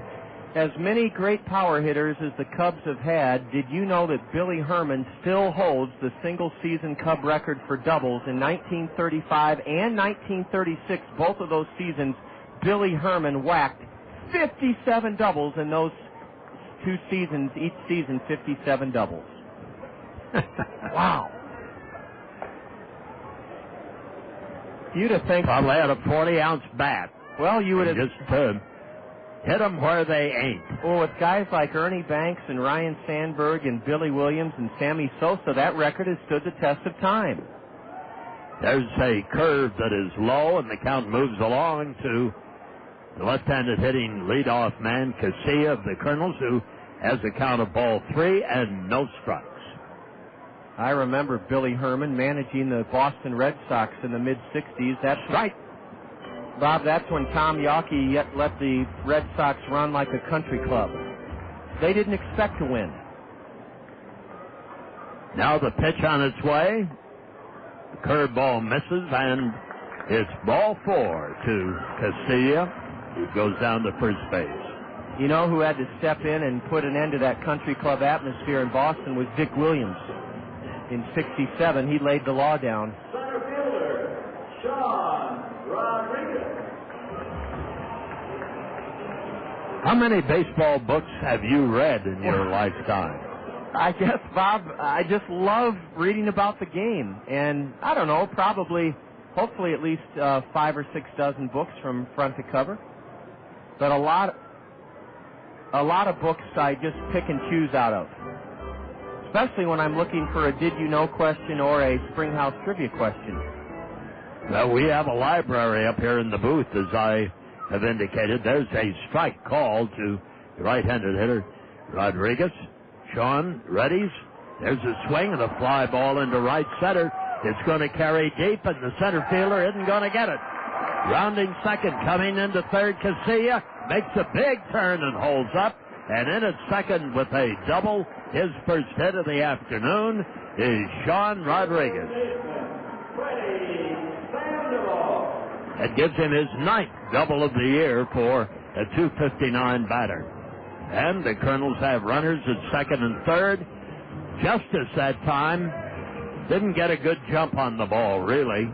No, but then the wind carried it beyond him anyway. So even with a good jump, he probably wouldn't have gotten it. Well, let's see if Freddy Sandoval, he's driven in 3 of the Kernels' 10 runs. The infield's in for the Whitecaps here in the 8th inning, 10-6 Kernels. Bob, you said at the outset the wind would be a major factor today, and 21 hits and 16 runs through 7.5 innings. Well, a high sky and a hitter's day with the wind blowing out.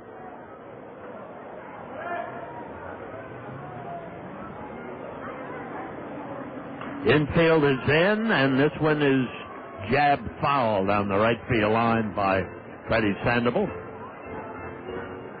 He's had 2 hits and 4 trips and has scored a run. Kernels got 1 in the second, 4 in the third, 1 in the fourth, 2 in the fifth, 2 in the sixth, and just poked away at Whitecap pitching.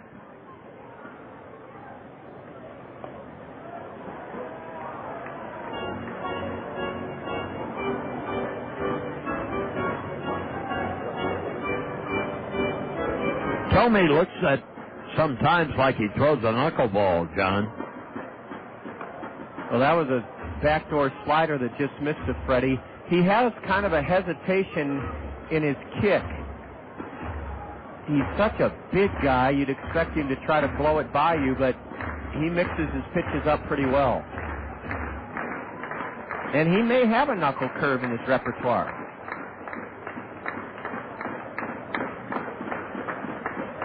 There's a ball that's outside, and the count moves along to 3 balls and a strike. Kernels have runners at second and third with 1 out.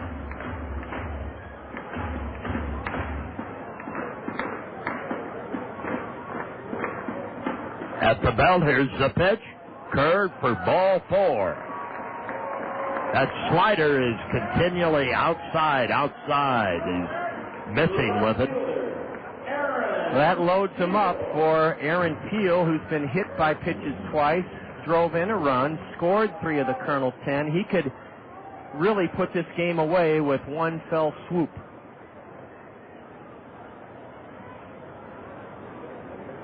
And he has scored 3 times.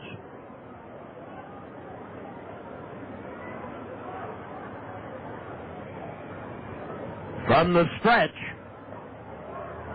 That one didn't cut it either. Missed the zone. As we're on the zone today, Anthony Tomey, right-hander out there on the mound, and Rhodey, who was told not to run this year, runs anyway and gets that loose ball down in the bullpen of the Whitecaps. And he's like a magnet. About 100 kids swarmed him by the grass slope seating berm. Here's the pitch. Strike on the inside corner. 1 out. Bases loaded. Kernels lead it 10-6 in the last half of the 8th inning. Trying for a sweep in the series and their first 4-game winning streak of the year.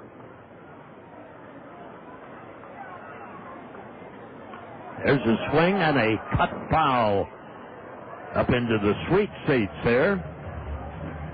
Bob, getting back to Billy Herman, it's been so long since the Cubs had success, but they won 3 National League titles in the 30s, and Billy Herman was their second baseman in 32, 35, and 38. They won National League titles in all 3 of those seasons. That was in the days of Gabby Hartnett and Hack Wilson. There is another strike, and we go to ball 2, strike 2. 1 out. The cushions are crammed in Cedar Rapids.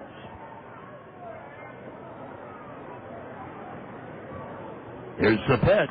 Swung on and a high fly ball that should be handled by the first baseman. Shades his eyes, and Steve Young makes the catch. And the plate umpire, Garrett Wilson, indicated that was a fair ball up the first base line. And the batter becomes Michael Collins, our hitting star of the day. Single, double, 2-run homer. And a deep fly ball for an out in the 6th inning.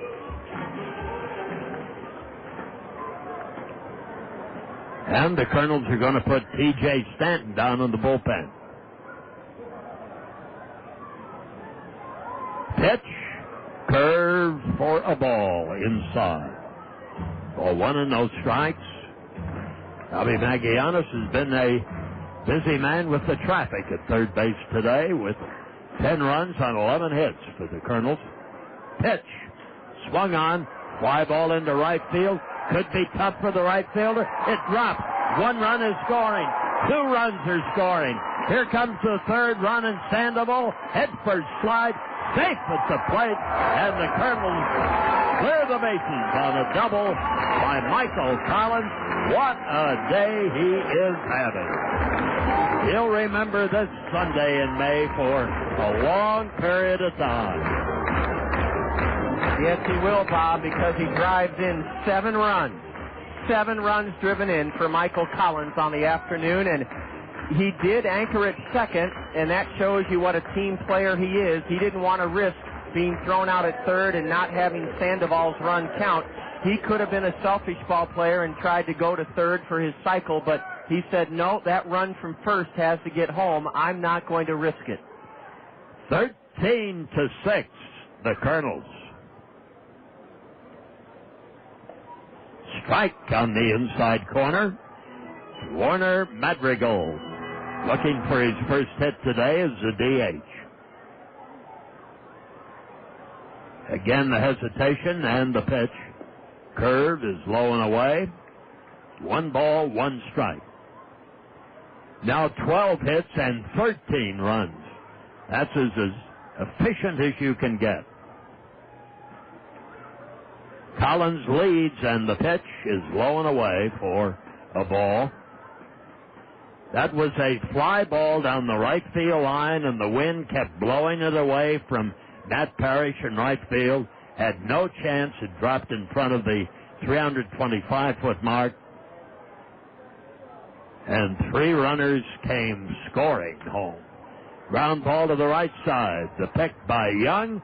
In time, the throw to first to retire the side. But not before the Kernels pick up 3 more big runs.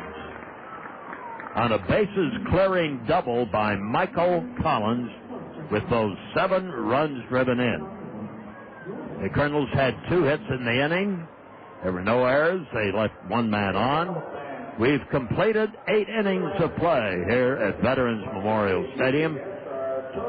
And the Colonel Frolic continues 13-6 over West Michigan. We'll be back. You're listening to Colonel Baseball in the Zone. Hi, this is Dave Town with 5 Seasons Transportation and Parking. Do you ever wonder if it's safe to send your child on the bus? It is, and here's a few reasons why. All the buses in Cedar Rapids are equipped with security cameras, so the drivers always know what's happening behind them. The buses also have global positioning systems, or GPS, which means they can be tracked at any time by satellite. Does that surprise you? It shouldn't. 5 Seasons Transportation takes safety very seriously, and we've taken many steps to make sure your child will have a safe, easy ride every time they take the bus. Even when your child isn't on the bus, 5 Seasons Transportation is helping keep them safe by using pollution-free biodiesel and alcohol fuels Iowa products that help keep the air clean. And if your child is ever in trouble, they can always flag down a bus for help. I'm Dave Town, and I like to think of the bus as a traveling safety cocoon, motoring along Cedar Rapids streets. And keep in mind, if the bus is that safe and easy for your child, maybe you should think about riding the bus to work. Affordable, convenient, and safe. That's the bus. Ride it. Chuck and Dale's Bar and Grill. We're a bar. With great entertainment like the acoustic guitar of Jeff Bruner every other Wednesday and an all-new game room. And we're a grill. With homemade daily lunch specials starting at $3.75 Monday through Friday. At Chuck and Dale's Bar and Grill, we serve breakfast, lunch, and dinner. We've expanded and updated our menu, so come on in and see what's new. Chuck and Dale's Bar and Grill, 4958 Johnson Avenue Northwest in Cedar Rapids.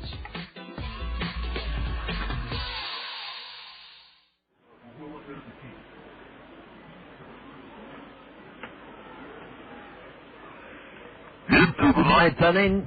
John, why don't you take them home here? Well, Bob, it's my pleasure this entire series to work with you, and we are within 3 outs of a team-high 4-game winning streak. Right-hander Miguel Gonzalez will try to get the job done. A Taco Bell 10 spot on the board, 13-6 Kernels, ball 1 high to Jeff Frazier. Middle of the order for the Whitecaps.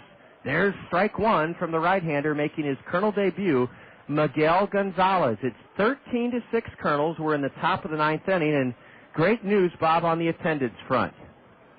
Yes, the attendance tonight or today, 2,647. That is This wonderful. series has drawn pretty well. Yes, it has, and even better things on the horizon for the Memorial Day weekend, which kicks off this Friday here at home. A 1-2 pitch is lofted foul into the Papa John's Plaza down the right field line. We'll have action for you from Beloit tomorrow night, Tuesday night, Wednesday night, and then Thursday. I'll have to get the exact starting time. It's either a morning or noon game. A change-up, and it's fouled off the shin or the midsection of Tommy Duenas. Tommy's trying to get some air back into him, and out comes Eric Munson, the Colonel trainer. Tommy was felled by that foul tip right between his legs, and he'll shake. That's another reason kids don't want to catch. Well, I was going to say, Bob, this is a funny story. We talked last night about Mickey Cochran, and you know, before Johnny Bench invented that style of catching where you stick your right hand behind your right calf and catch with one hand, catchers' gloves. I've seen catchers' mitts from the 20s, 30s, 40s, 50s, 60s. You had to catch the ball with 2 hands. There was no... It wasn't called a mitt, it was called a pud. And that's what it was, like a pillow. Now a hot dog wrapper goes right through the legs of the batter. He doesn't let it distract him, and it's ball 2 to Jeff Frazier. Well, anyway, I read when I was reading up on Mickey Cochran yesterday, the 2-2 from Miguel is cut on and miss, a changeup. Jeff Frazier fans one away here in the 9th inning. They took a picture of Cochran's hands after he retired, and one fella baseball man saw the fingers and said they looked like a concert pianist. In other words, Mickey Cochran somehow avoided the gnarled, mangled, crooked fingers that most catchers had. I know if you look at Yogi Berra's hands that they're just rather unsightly. Well, if they point to the west, the finger points to the east. That's what a catcher's fingers look like. The 1-0 to the batter, a high, deep drive way back into right center. I don't know. Ball will carry out of here. Yeah, the ballpark won't hold it. It got up into that jet stream, and it's home run number 4 for Wilkin Ramirez to cut the Colonel lead to 13-7. It's Wilkin's 3rd straight hit. And again, we go back to Bob's initial assessment of what could transpire today. The wind has been a major factor in the ball game. That ball got up into the jet stream. It was hit well. I'm not going to take anything away from Wilkin Ramirez, but he did have a wind-aided home run to make it 13-7 Kernels. And the two teams have now combined for 23 hits. The batter, Jody Roten, nothing for 3. He walked his last time up. The Kernels have Miguel Gonzalez on the hill, and he misses high to the batter, Jody Roten.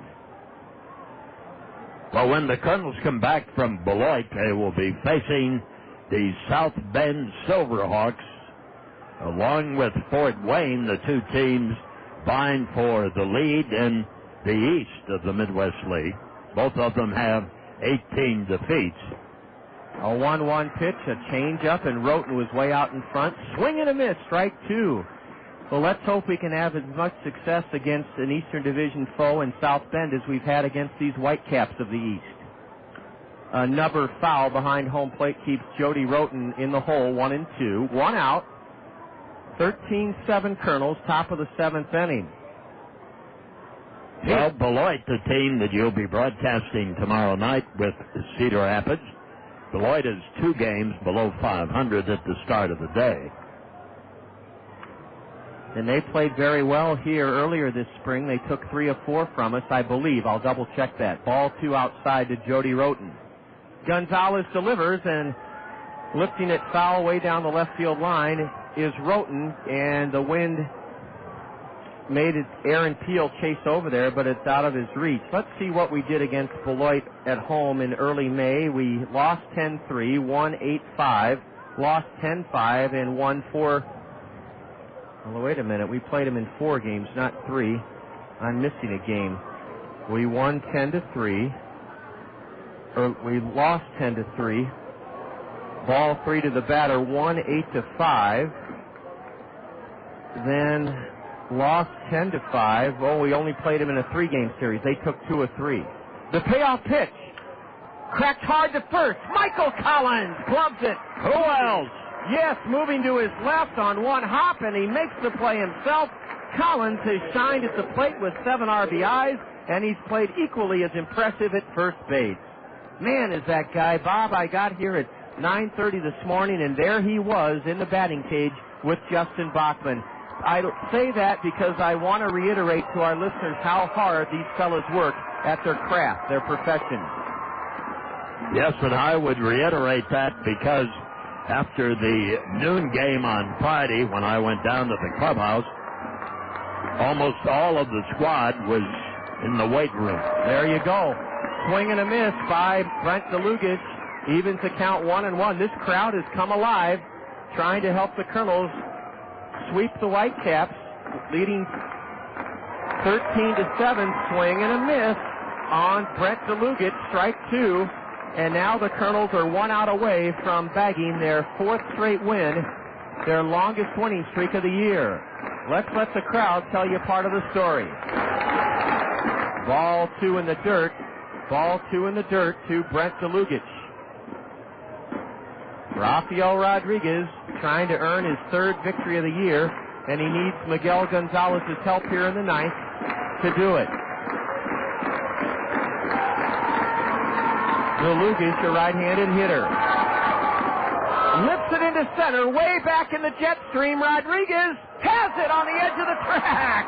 Wow, Sean Rodriguez tracked that down, and it was a well-hit ball by Dlugach, but caught in deep right center by Sean to end the inning, and the Kernels have swept the Whitecaps despite a home run here in the 9th. Much too little, much too late for West Michigan. 1 run, 1 hit, no Kernel errors, nobody left for the Whitecaps, and the Kernels are a happy bunch as they've won their season-high 4th in a row, taking down the Whitecaps 13-7, a Taco Bell 10 spot here today. As always, Bob will have a summation and an analysis of the Kernel game, a Kernel victory, when we return on the Kernel Curtain Call. 13-7 Kernels, totals, highlights, and more next here in the Zone. It's spring planting time, and garden treasures await you at Peck's Flower Shop and Garden Center. For the best plant selection in the area, plus all the free advice you'll need, visit Peck's Flower Shop and Garden Center. Peck's greenhouses are filled with blooming treasures for garden, patio, and hanging baskets. Peck's has hundreds of varieties of perennial plants, rose bushes, and vegetable plants, all ready to plant. Peck's has acres of trees and shrubs for creating beautiful landscapes. Peck's will help you with your landscape projects with expert advice and estimates. Bring us your ideas. We'll help bring them to life. Visit Peck's Flower Shop and Garden Center, where the knowledgeable staff is ready to answer your plant and gardening questions. Peck's is located at the corner of Blair Ferry and Edgewood Road Northeast. Peck's, growing garden treasures since 1956.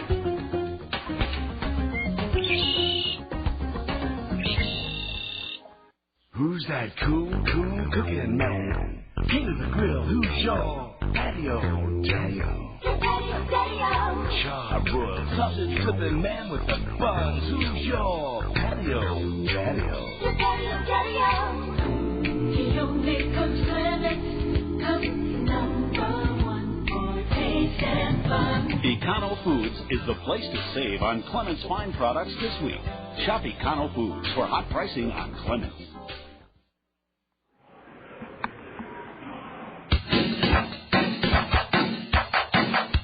Time for the Kernels Curtain Call, right here on The Zone, ESPN Radio 1600 AM. With a recap of all the action, the State Farm Major League scoreboard, plus a look ahead to the next Kernels game, let's rejoin the voice of the Kernels, the one, the only John Rogers, here on The Zone, ESPN Radio 1600 AM.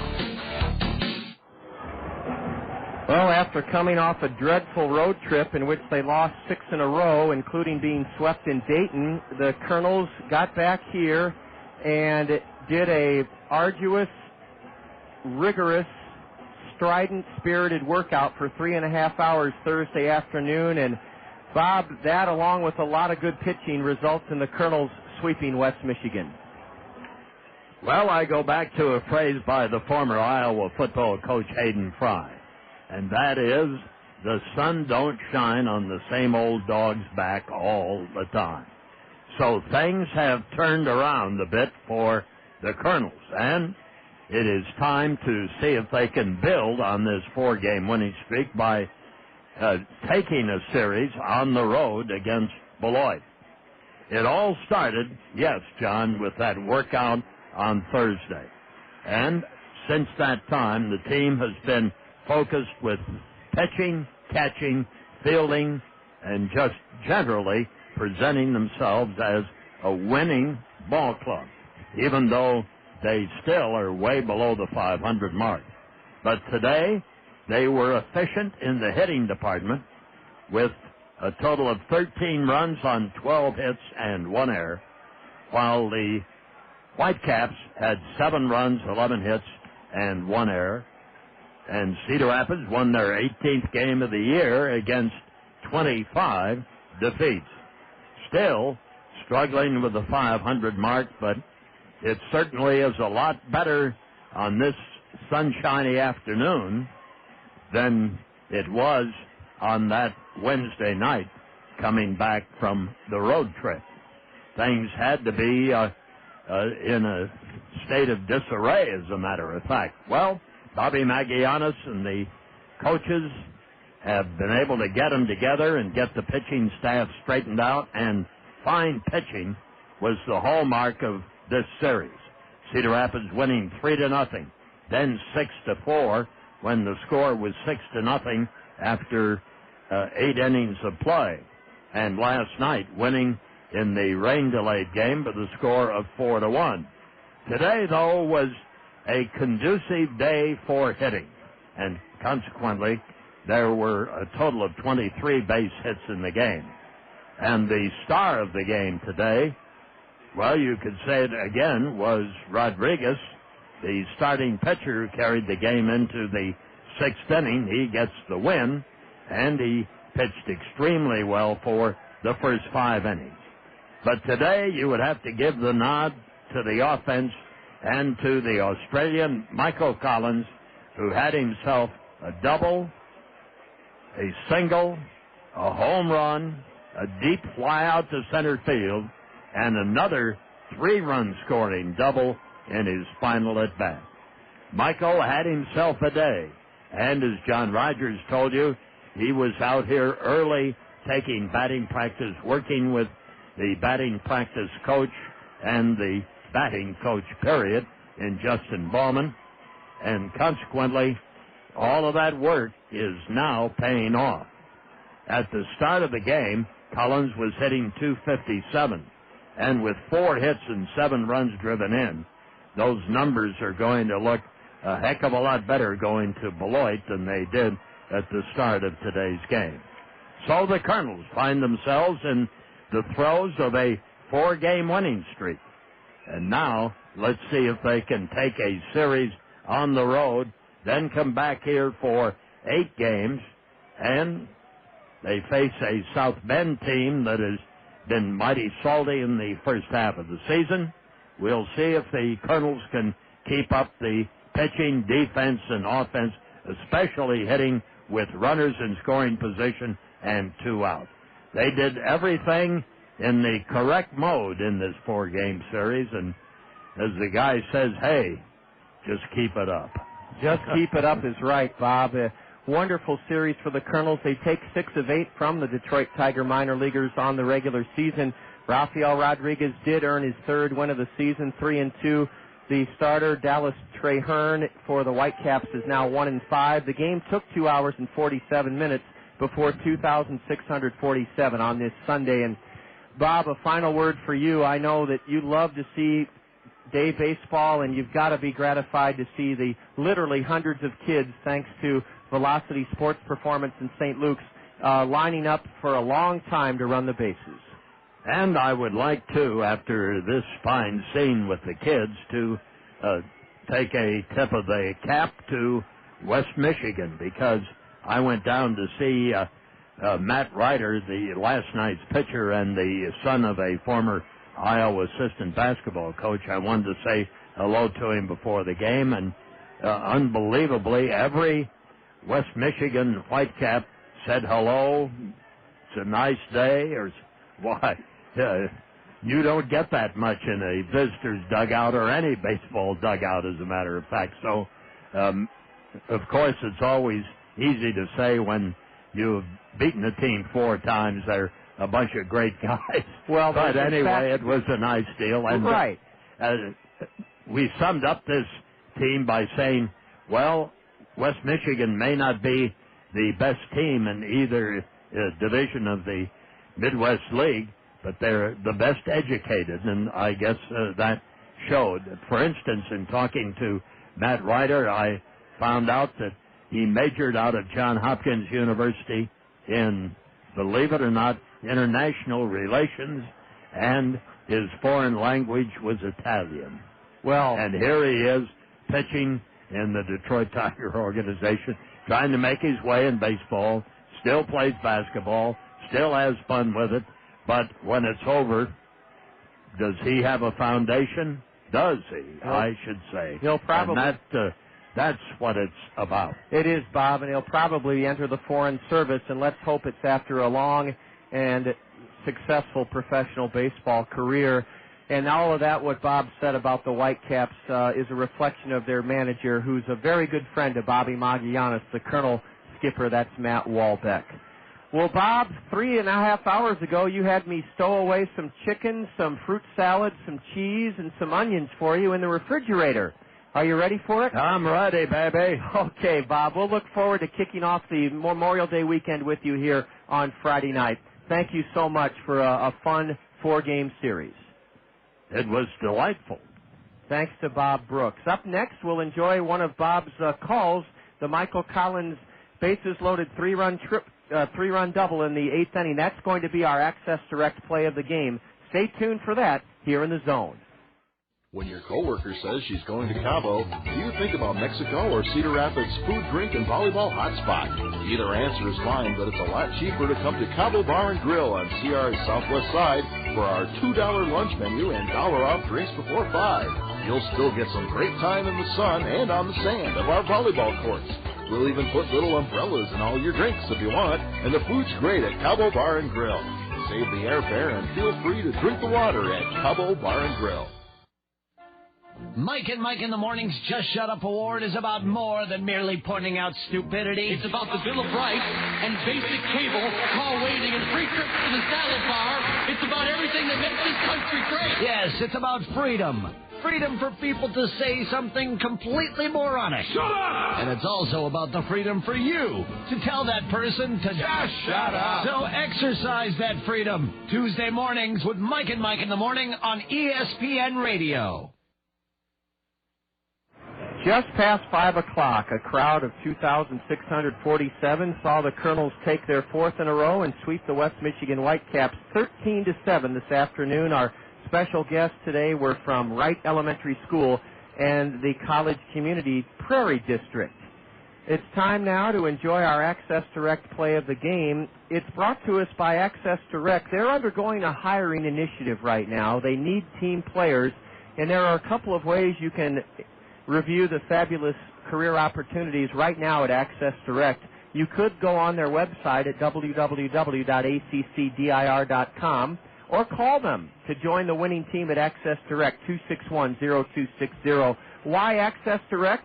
Well, how about outstanding benefits, medical, dental, vision insurance, a 401k savings plan, and 6 paid holidays per year, 10 personal time off days per year. All of those and plus a casual dress code, a fun-friendly place to work.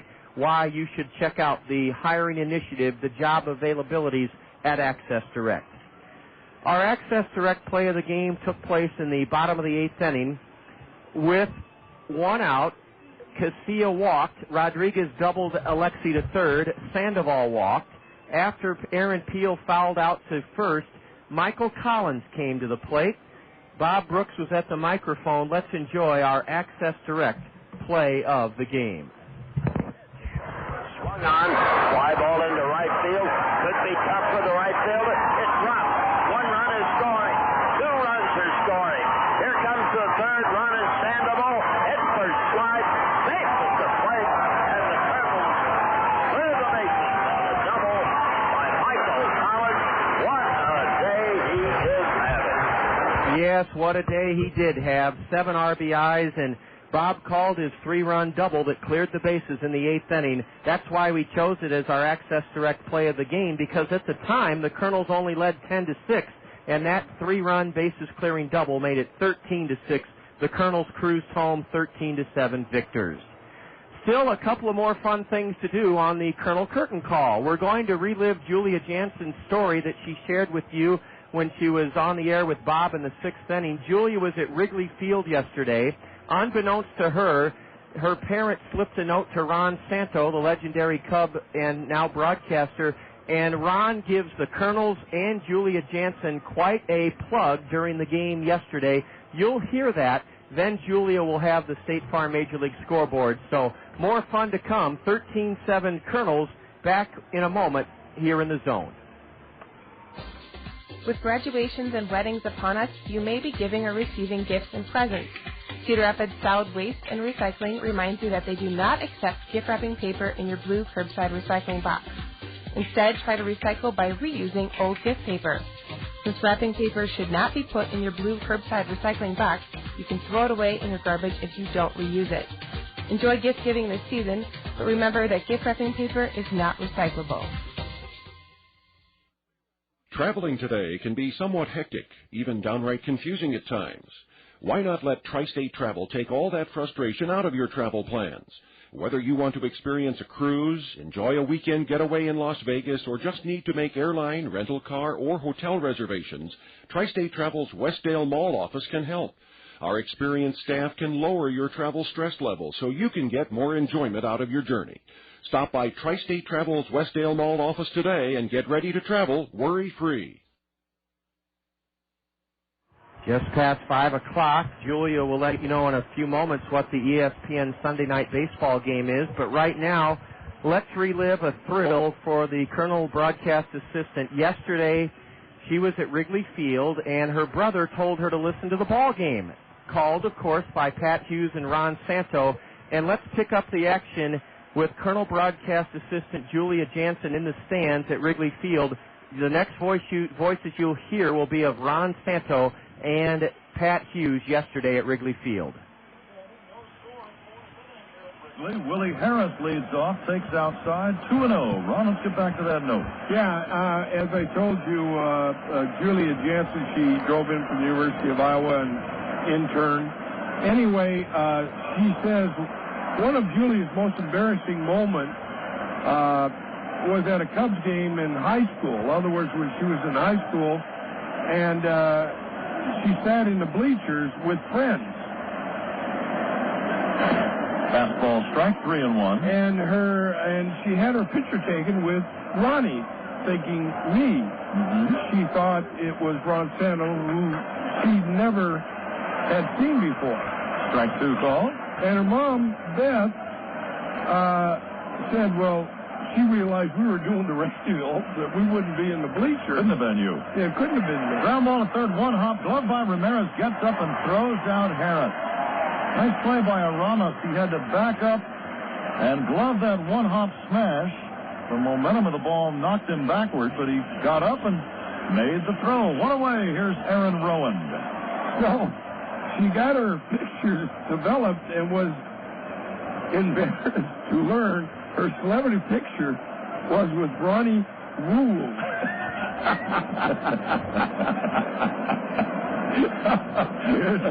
Aaron Rowan thinking outside. Well, it is a Ronnie. It is a Ronnie. That's cute. Yes, Julia Jansen, it was cute, it was memorable, and what does it make you feel like? Kind of a celebrity, or what is being on the Cub Radio Network and millions of people hearing that story, Julia? And by the way, earlier in the vignette, Ronnie Santo noted that you worked for the Kernels, didn't he? Yes, he did. Talked about how he was working for the radio out here. I was just embarrassed. Well, it was an embarrassing story, but let's put it in perspective. You also had your name said over the Cub Radio Network 3 or 4 times by Ron Santo. It may have been a tad embarrassing for you to know that it was Ronnie Woo Woo, a Cub fan who you had your picture taken with in high school. But listen to the joy you brought the Cub fans. That's very true. I'm happy to please them, I suppose, but. Yeah, I was pretty surprised when it came on the air. And again, how did Ron Santo and Pat Hughes get that story about your being fooled in high school? I guess I had to go through this separate line to get into the stadium to get my purse checked. And when I was doing that, my brother ran in ahead of me and turned it in at some location, I don't even know where. And then I got in and I couldn't find him because of all the people. And so it took him a few minutes to get back to me, but I didn't even think that, he'd gone and done that and turned it in somewhere. Well, they obviously, your mom or brother, whoever wrote the story, which is true, it got Ron Santo's attention, and it took prime spot. Pat Hughes kind of called the action. The lead story was the Ronnie Woo Woo and Julia Jansen story. Julia, thank you for sharing it with us. I had no idea you'd come back from a Cub-White Sox game yesterday on your 21st birthday with not only a great memory of the game, the experience, but this celebrityism. You're a celebrity now of sorts on the Cub Radio Network.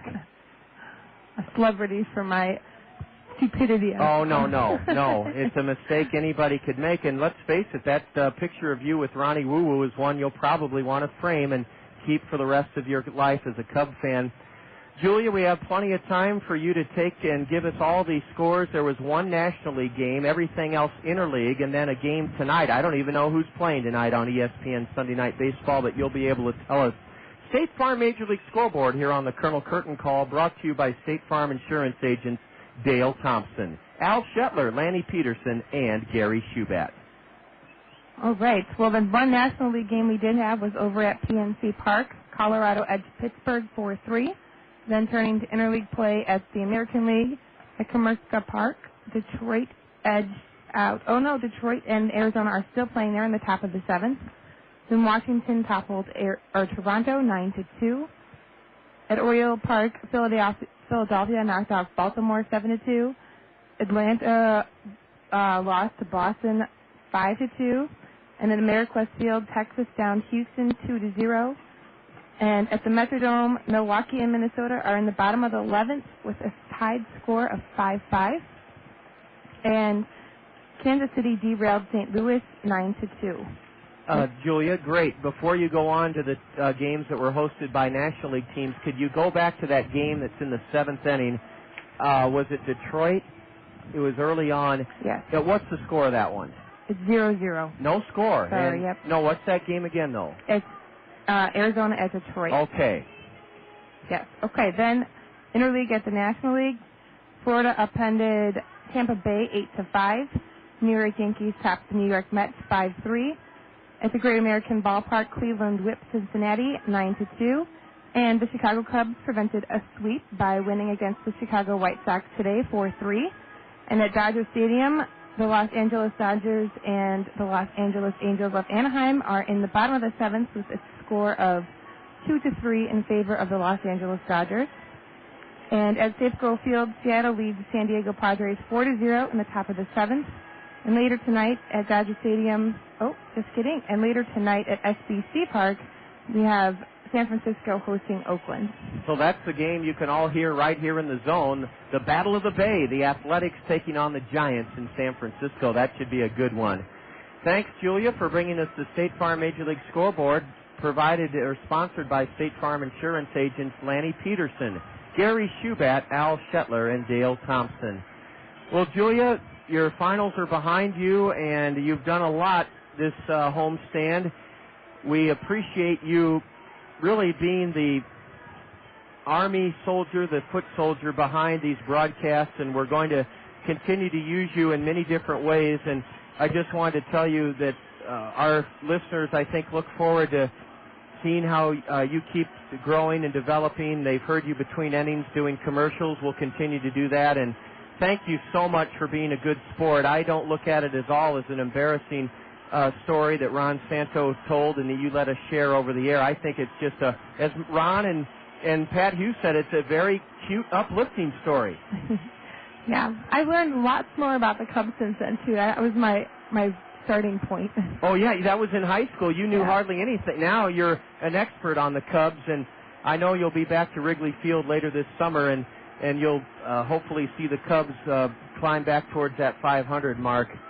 Well, that's going to do it here from the ballpark. What a wonderful weekend it was. It started Thursday night with a 3-0 Kernels shutout win behind Jesse Smith. Friday afternoon, Carl Jelena spun 8 shutout innings at the Whitecaps, and the Kernels upended West Michigan 6-4. Then last night, the Kernels, despite 3.5 hours of rain and lightning delays, turned back West Michigan 4-1. And then this afternoon, 13-7. Julia, I know I haven't familiarized you with the Taco Bell 10 spot, but what a deal it is. Because the Kernels winners 13-7 today, that's called a Taco Bell 10 spot. That means all day tomorrow and tomorrow evening at area Taco Bells, folks can march right up to the counter or go through the drive-thru and say, hey, I'm here for the Taco Bell 10 spot by the Kernels, and they can order up to 10 beef tacos for just 39 cents.